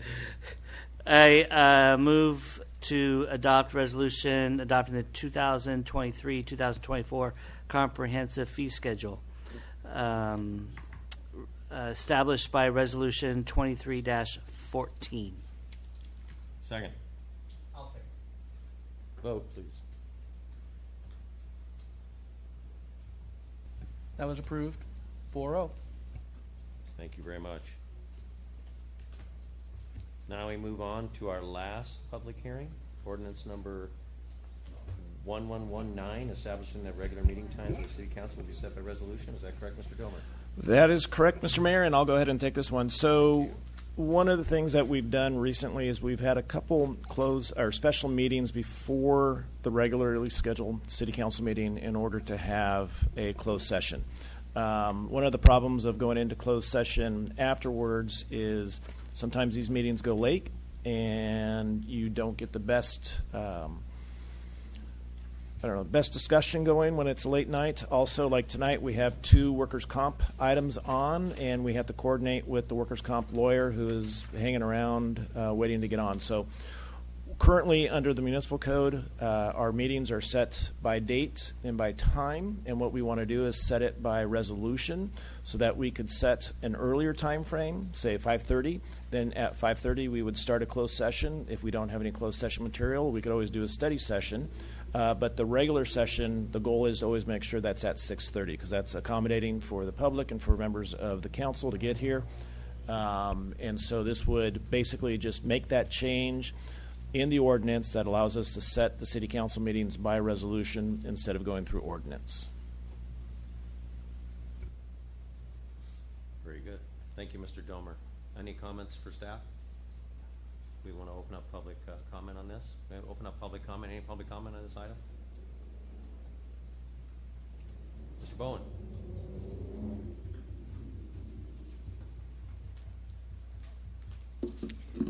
Good evening, Council, and you're right, it's a long night.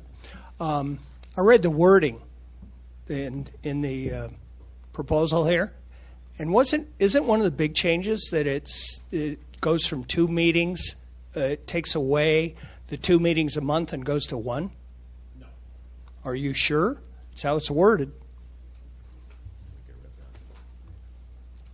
I could be wrong, but it seemed to me that it took that wording out.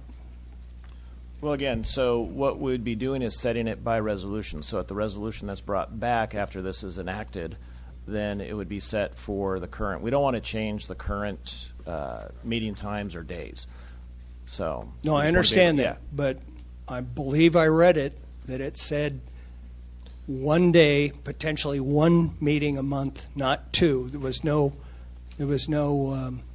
requirement for 2 meetings. Again, maybe I'm wrong, but I believe that was in there. Let me read what I think you're reading. So in the staff report, by changing the ability to establish regular meeting times by resolution, the city can make a change in 1 meeting.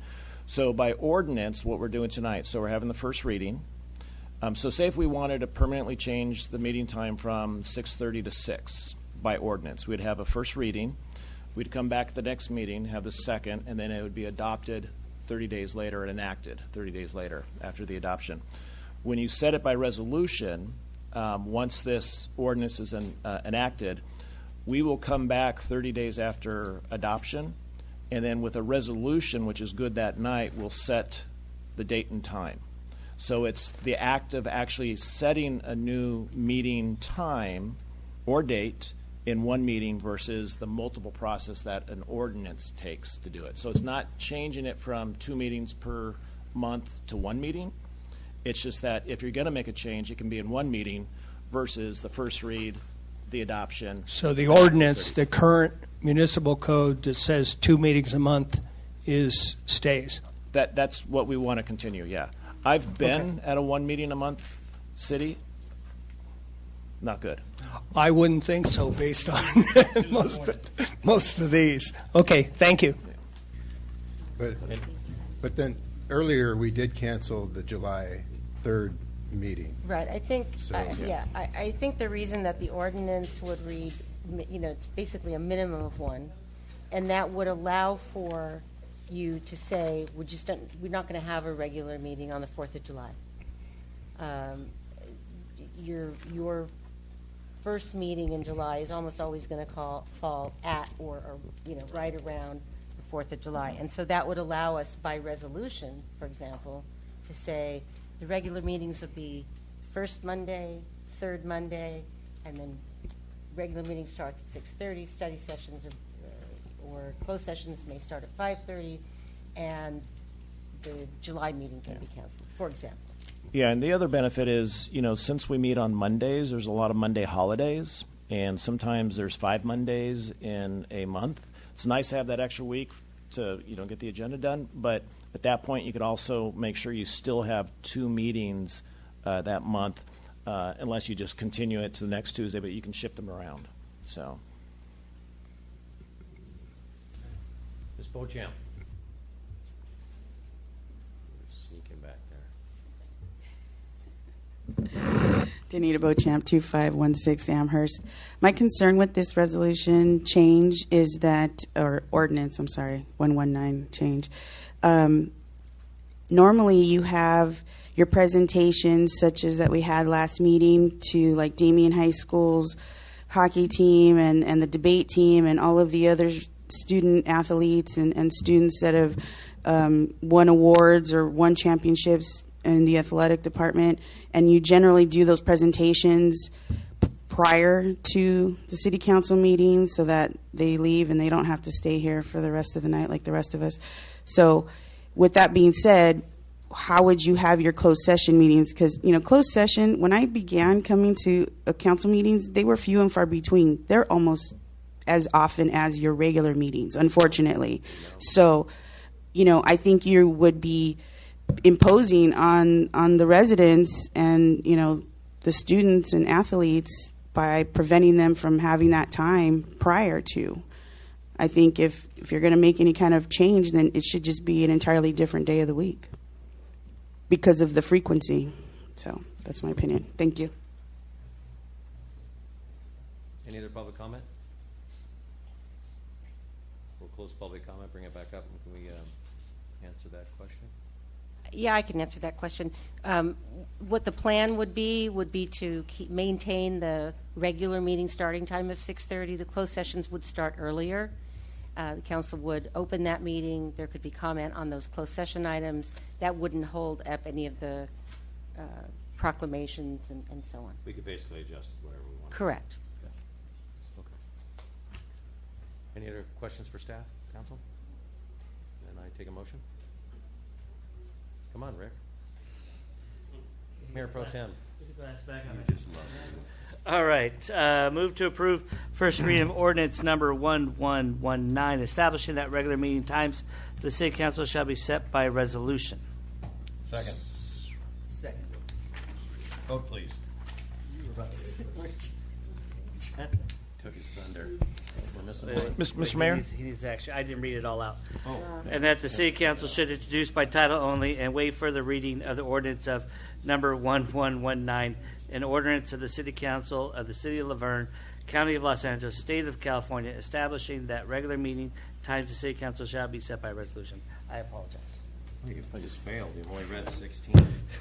Vote, please. Oh, we have a second. I second. Vote, please. That was approved 4-0. Thank you. We now move on other matters. Water quality resin changeout, Amherst Water Treatment Plant. And I have to get up because I'm getting a cramp in my leg. Thank you. While you get up, Director of Public Works, Meg McWade, will come up and present this item. Excuse me. Director, I'm going to stand for just a minute. Oh, that's perfect. Give him a thumbs up for that. Yeah, he's doing it. He's a comedian tonight.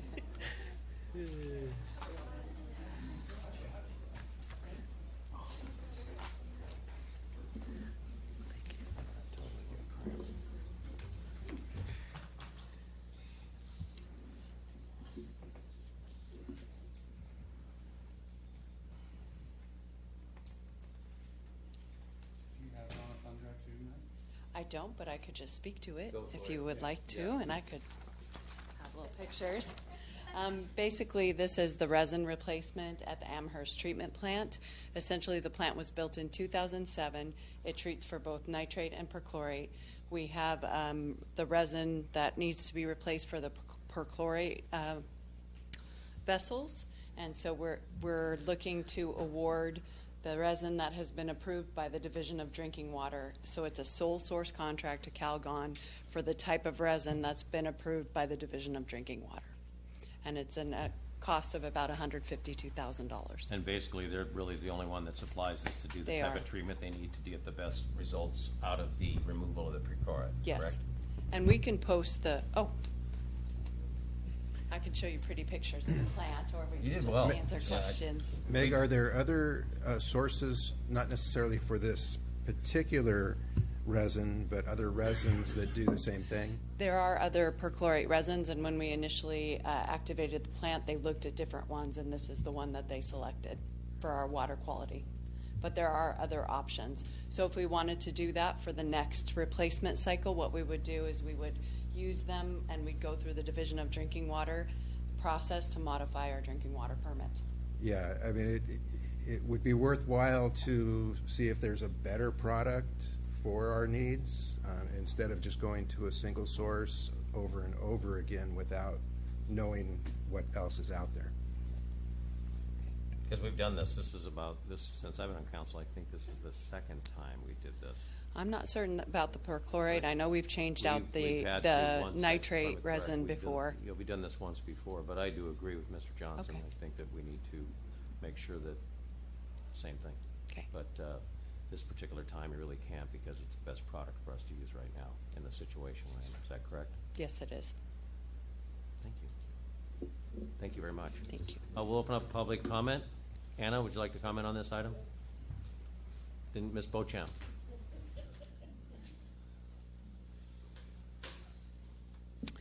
Actually, it's just a question. Why isn't this being facilitated by a Metropolitan Water District? Why is this being a separate issue? And secondly, if this is going to require any kind of upheaval of underground piping or anything to that nature, why is that not being done in conjunction with the housing project that's being built at location rather than have it done separately? And I realize the funding has to be approved before the construction can begin, but why disturb the residents after the houses are built? Thank you. Thank you, Ms. Beauchamp. Any other public comment? With that, we'll close public comment. We'll bring it up. Ms. McWade, Director, can you answer that question? Do you want to bring it back up? Certainly. Metropolitan Water District is our import water supplier.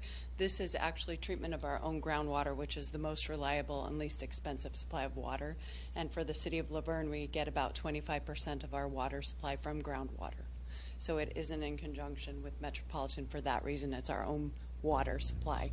In terms of if you go to the vessel, I just want to show, so this is, vessels are already installed at the plant. These are the perchlorate vessels, and so a truck pulls up and empties the old resin and replaces it. So there is no disturbance of piping or anything like that. Meg, do we have this issue with the wells throughout the city? As I remember, the Walnut well, it didn't have that issue. We have VOCs in some wells and nitrate and perchlorate in other. And sometimes it's rocket propellant and fireworks, but sometimes it's Chilean fertilizer. And so a lot of the orchards were above there, right? And so it could potentially be from something like that. Okay. But I mean, we do have wells that we don't have to treat in the same this manner. way. Yes, sir.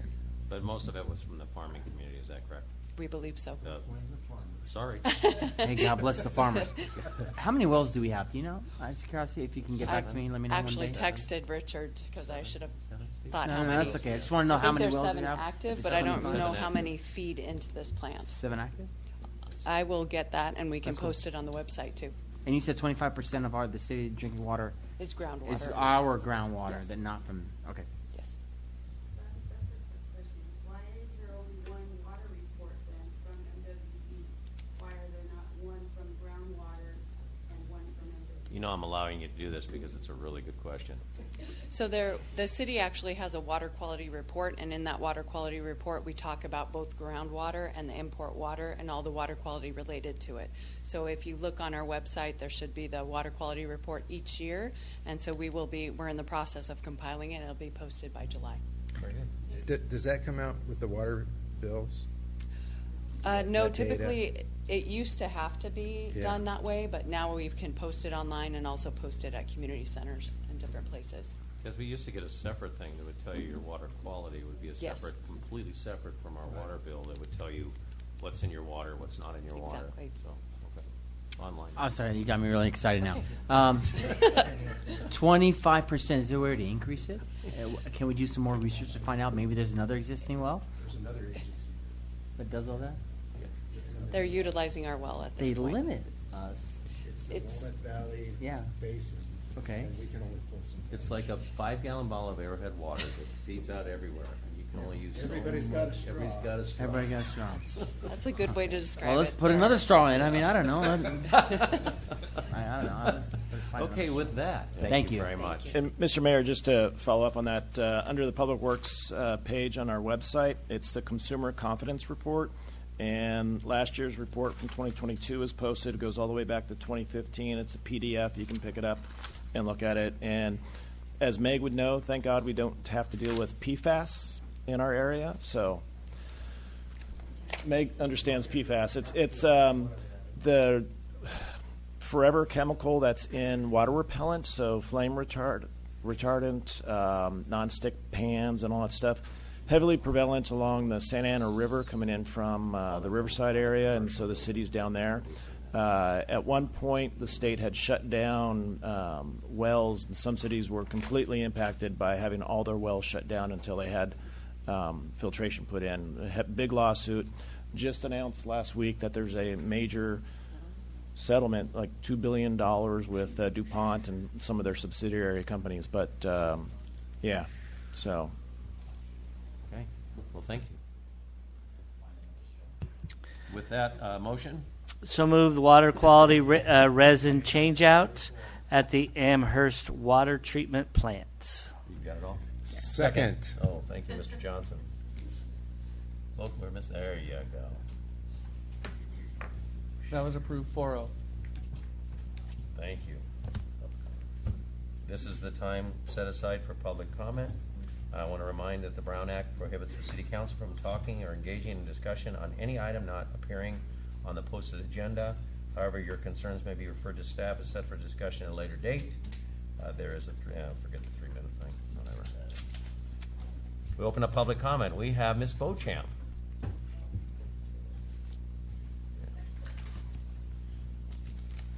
3 minutes.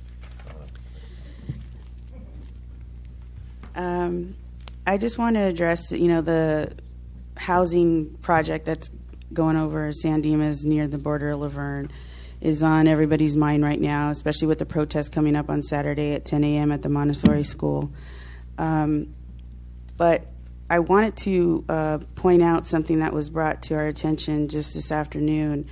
Planning departments and their RENA mandates and their need for identifying sites to be rezoned. Unfortunately, in LA County, they have identified more than 5 times more zoning sites than are required. So even if you didn't rezone or change the planning, you would still have enough available areas to accommodate the RENA numbers. And so I ask that any future projects pertaining to RENA or accommodating RENA be considered in that, because we're being forced to do this, city-wise because of Newsom's mandates. But I think these cities are starting to see the effects of it, and it's costing the cities millions of dollars. And so I really think that the council needs to take that into consideration next time something's on the agenda. Thank you. Thank you very much. Anyone else on public comment? Wait, I have A.L.G. Wilson. A.L. Wilson.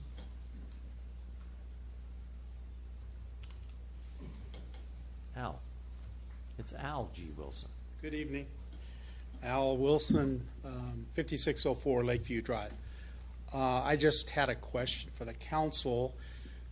We have some drinking fountains at the Lakeview or Live Oak Park, and what I'm wondering is if we could make an improvement.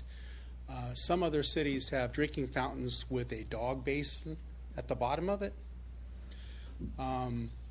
I just thought it'd be nice if we could possibly make that improvement for that area. And how do I go about making that happen? That's my only comment. Thank you very much. Appreciate it.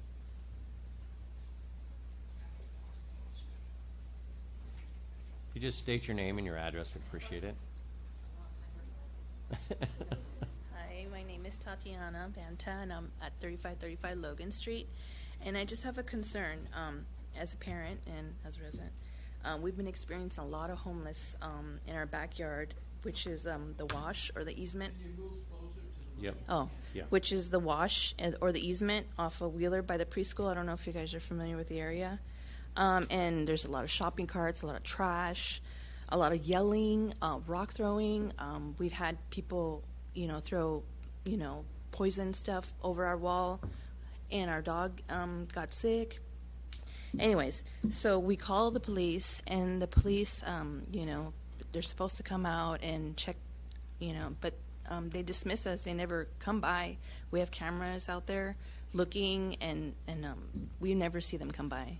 So I don't know what we need to do, because I don't feel safe with my kids playing in the backyard, and I'm sure I'm not the only one. So I don't know what we can do. Fill out that card and give it to us, and we have the police chief right here that's probably going to take care of that for you. Okay. I have a pen. This You one? got a pen? Yes, Okay, please perfect. fill that out. Thank you. Please. Thank you. Come on up. Again, your name and address, if you don't mind, please. Tom at same address, 3535 Logan Street.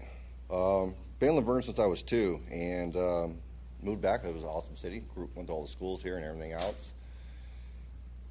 The equestrian way behind us has been a problem. The officers have been a problem.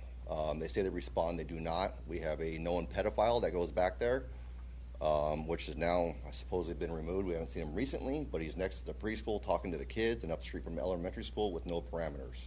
So I guess he's not breaking a law, but he's still there. Constantly get the yelling and screaming back there. Call the officers again. They do not respond. Get a text message, an update. They never showed up. I got cameras showing the whole entire wash from my rooftop. No officer ever shows up. Get homeless in my front yard now. This is actually a few years ago. And looking through closed mini blinds at I believe at the time was 14-year-old daughter, underage daughter. Called the Laverne PD, which I thought was the right thing to do. They came out and advised me of my rights. If I touch them, do anything to the guy, spit on him, garden hose, they're going to arrest me for battery against the transient. They did not arrest him. They would not trespass him. They just told him to leave, and that was the end of the day. It's just becoming a problem with the officers. They're not responding. So the other day I called back again to follow up, my third phone call on the same thing.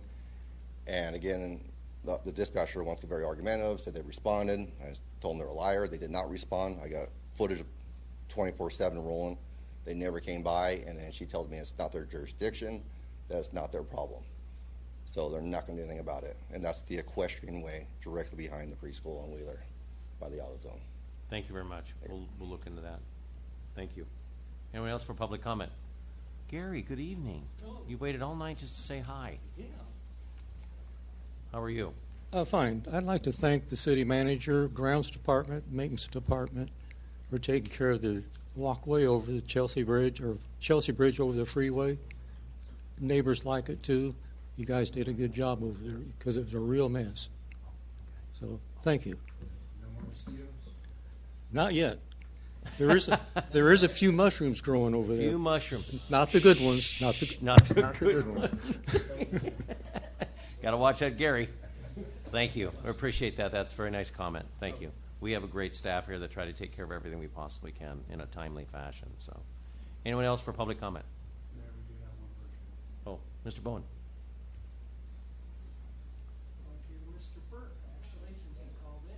Oh, okay. Let's do Mr. Burke. Thank you, Mr. Bowen.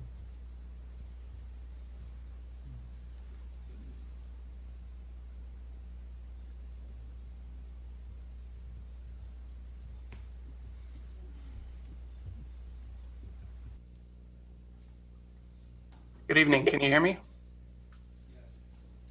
Okay, great. Thank you. Mayor Hepburn, City Council members, and community residents. The proposed 740 project has brought light to many individuals on how vulnerable our communities can be to our county and state governments.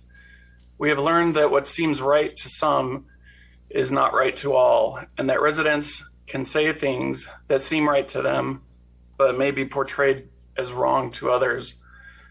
The reason I say this is because the 740 project is continuously activating our residents to become more and more involved in what goes where and who it goes there for. Many people are upset, angry, frustrated, hopeless, but there are many who are eagerly chomping at the bit to help fight the cause, regardless of the side they choose to take. My family and I are very local to the proposed 740 project, and we would very much like for this project to be relocated, saving small businesses such as Olives, the Montessori School of San Dimas, and so on, removing potential risks of accidents to the residents of the proposed location from the heavy traffic adjacent to the site, and removing the worry of increased clutter and foot traffic through our local neighborhoods. I feel that as a resident I feel that as residents and council members, we need to encourage businesses that are healthy for our communities to explore vacant lands and facilities that reside within our community borders. This will not only help prevent a 740 Foothill project from being proposed in an area unfit for such a development, but it will also make us more proud of the community in which we reside. Taking ownership over our community cannot be left to those who govern it, but also to those who invest and live in it. As Tim and the City Council had mentioned earlier, whoever you are, I encourage you to join us at the following events. Saturday, June 10th at 10 a.m., our second peaceful community protest at 730 East Foothill Boulevard. Thursday, June 15th at 6:30, a National Corps Information Workshop, and the location is TBD in the San Dimas community area. And Thursday, July 6th at 6:30 p.m., an in-person meeting with San Dimas and Laverne City Council members and residents, as well as representatives from the LA County Board of Supervisors, LA Community Development Agency, and National Corps, the developer. Location is proposed for the San Dimas Community Building. To all the residents of Laverne and San Dimas, please write, call, communicate in any way most effective to you, and voice your opposition to this proposed 740 project location. And remember, in order to be heard, you have to make some noise. Thank you.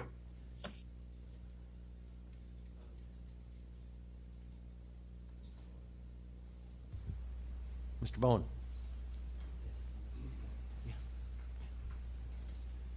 Mr. Mayor, Council, I'll make this very quick.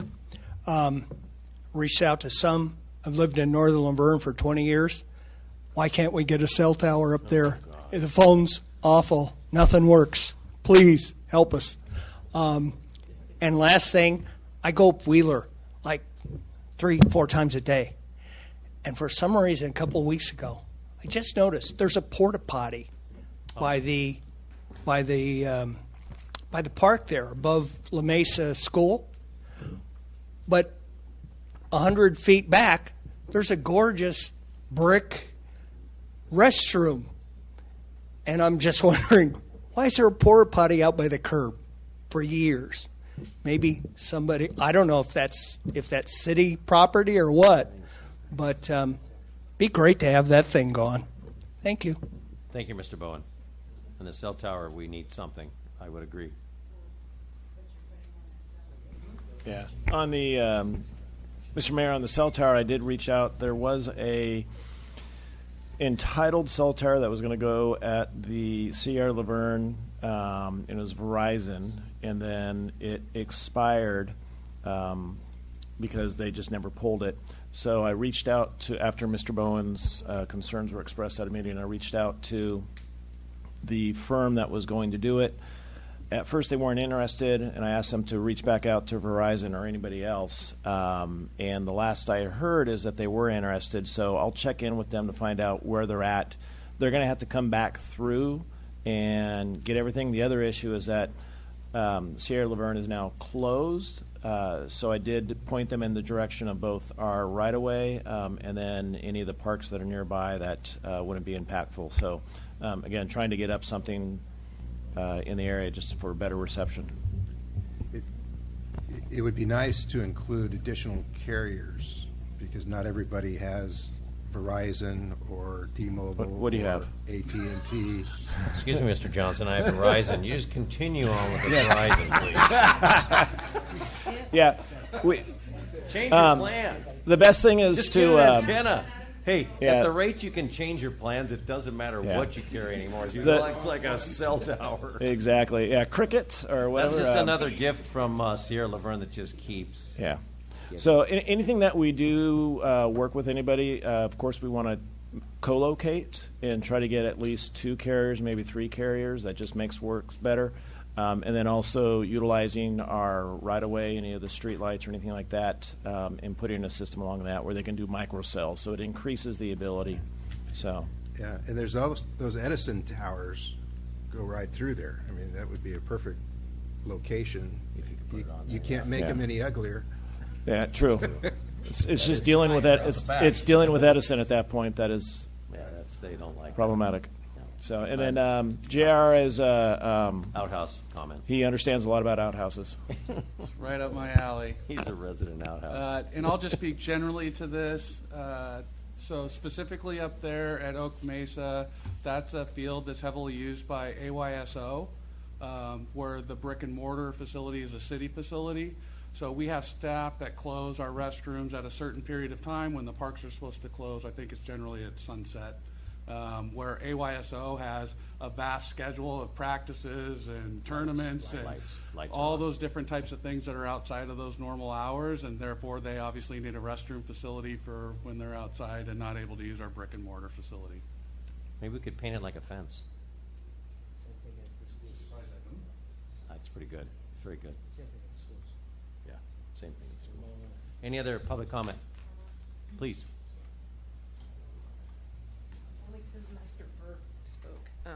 Only because Mr. Burke spoke, and this also follows up on actually what Danita said, is that a group called Livable California just actually announced today, after doing a month-long analysis of all the LA County RENA numbers, and then actually going into the maps district by district inside of the county, and also the breakdown for City of LA, they found these fatal flaws everywhere. And so they actually did this massive email outreach on it. I'm going to ask again, City of Laverne has got to participate with Livable California and with Catalyst for local control.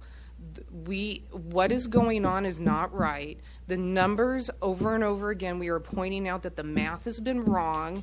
There are fatal flaws in this math concerning RENA. We don't have to overly urbanize all of our local small town cities with housing that we're really not going to end up needing. So, I mean, and there's a whole bunch of stuff coming down the pike statewide that every time I get it, I try to email it to everybody, but we really need to join those two groups. Thank you. Thank you very much. Any other comments? Anna. She's the closer. She's a closer. She's a closer. Usually somebody else comes up after me. I was just talking to the people back here about the San Dimas project, and this is just a suggestion. I don't know if it's even workable, but I think that everybody who lives in the unincorporated areas of Laverne and San Dimas needs to really get together and come and join the cities. Okay, we could use that tax money from the houses, and then if anything comes up on that unincorporated area that's now ours, it's going to have to go through us. And I've been thinking for a long time that we could really use that money, and it would help our budget and everything else that we spend that I'm not really happy with. But it's something to think about. And I think if all these people are mad enough, because this whole thing started because it's LA County. So they had no say. They didn't even know about it. But if it belongs to us, it belongs to San Dimas and all these other unincorporated areas, you're letting LA County have what they want. So that would be my suggestion. I know it'd probably be a pain in the neck, but when people start waking up to the fact that LA County is going to just do what they want because California is going to do what they want, and it turns into a fight like this. I mean, it's luckily somebody told.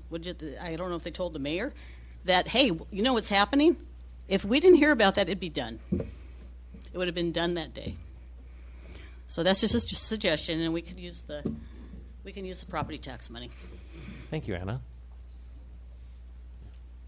Anyone else? We're going to close public comment, and it's now time for council comments. Mr. Crosby, you've been the proposal on motion man. I just want to thank all of our department heads, and especially our finance department, for our study session today. Really appreciate the work and staff has been doing to put in there. And then want to congratulate all of our high school seniors. This Thursday is the high school graduation. And on to their futures. If they want to go to a trade school, they want to go work, or they want to go to a junior college or a four-year university, let them go out and make money and help pay for our tax to keep Got the the parents others roll. too. But congratulations to all of them. I want to state that at the next meeting I will not be present. I will be out of state and in South Dakota, so will not be here. So my next meeting will be not until the second meeting in July. So since we're canceling the first meeting, but yep. Thank you, Mayor Pro Tem Crosby. Council Member Johnson. I just have one shout out to my wife. Happy birthday. Happy birthday, Lori.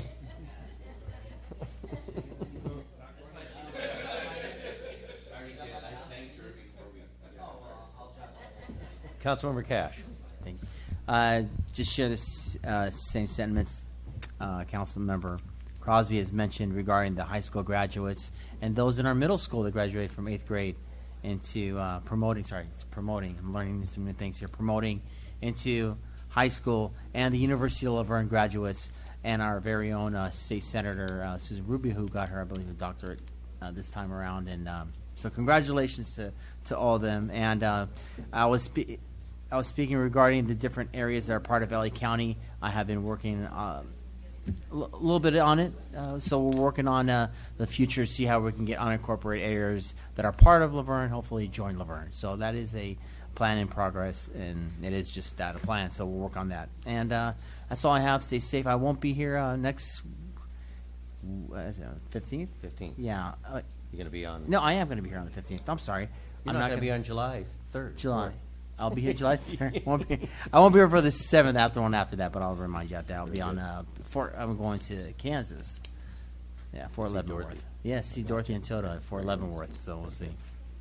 Excellent. Thank you. Thank you, Councilmember Cash. Appreciate you. Again, thank you to staff. I know it was a long night, but it shows that we're much more prepared than we used to be. Thank you, Christy, all the departments, because it takes teamwork. Otherwise, it would never happen, and we're in a much better place than we were before. I also want to say that school is letting out. As Mayor Pro Tem Crosby said, please be careful. Lots of families, lots of kids, lots of activities. The high school graduation's Thursday. These kids are getting out of middle school, and they're going to be all over the place. So please be careful with the children. And then one other thing, I went to the Multicultural Dance Festival Friday at Laverne Heights Elementary. If you want to be entertained to watch all those kids, and they had the TK Kids, which is the new program they have, the cutest things you've ever seen. And then the last performance by the 5th graders was a Chinese New Year celebration, which was incredible. These teachers and these parents put it together. So it was just another testament to how wonderful our community is. So with that, we will recess the meeting in closed session. That concludes our open portion of our meeting at this time, which would be 9:02 p.m. We are going to recess in closed session. We have 2 items of discussion in closed. We have 3 items. Sorry, I didn't reading off the script. We have 3 items of closed session and just tonight. Prior to going to closed session, I want to state again, we'll adjourn in memory of Marine veteran Carl Harstein. Thank you for your service. We will not, Mr. Domer. Mr. Mayor, I do not expect to be doing any reporting out. We will not be reporting out. Mr. Domer, will you read the closed session items for us? Yes, the City Council will meet in closed session pursuant to Government Code Section 54957.6, a conference with labor negotiators, those negotiators being the city manager, assistant city manager, and city attorney regarding the following employee organizations: Laverne City Employees Association, Laverne Firefighters Association, Laverne Police Officers Association, Laverne Police Middle Management Association, and all unrepresented employees. Additionally, the City Council will meet in closed session pursuant to Government Code Section 54956.9 AD1 to discuss 2 cases, Jankowski versus Laverne, case number ADJ 130575253, and Forsyth versus Laverne, case number ADJ 0543815. That's all I have, sir. We are now recessed into closed session. The next regular meeting in Laverne City Council is scheduled for Monday, June 19th, 2032 at 6:30 p.m. You know you love that gavel. Hit that gavel. Good night, everybody. There it is.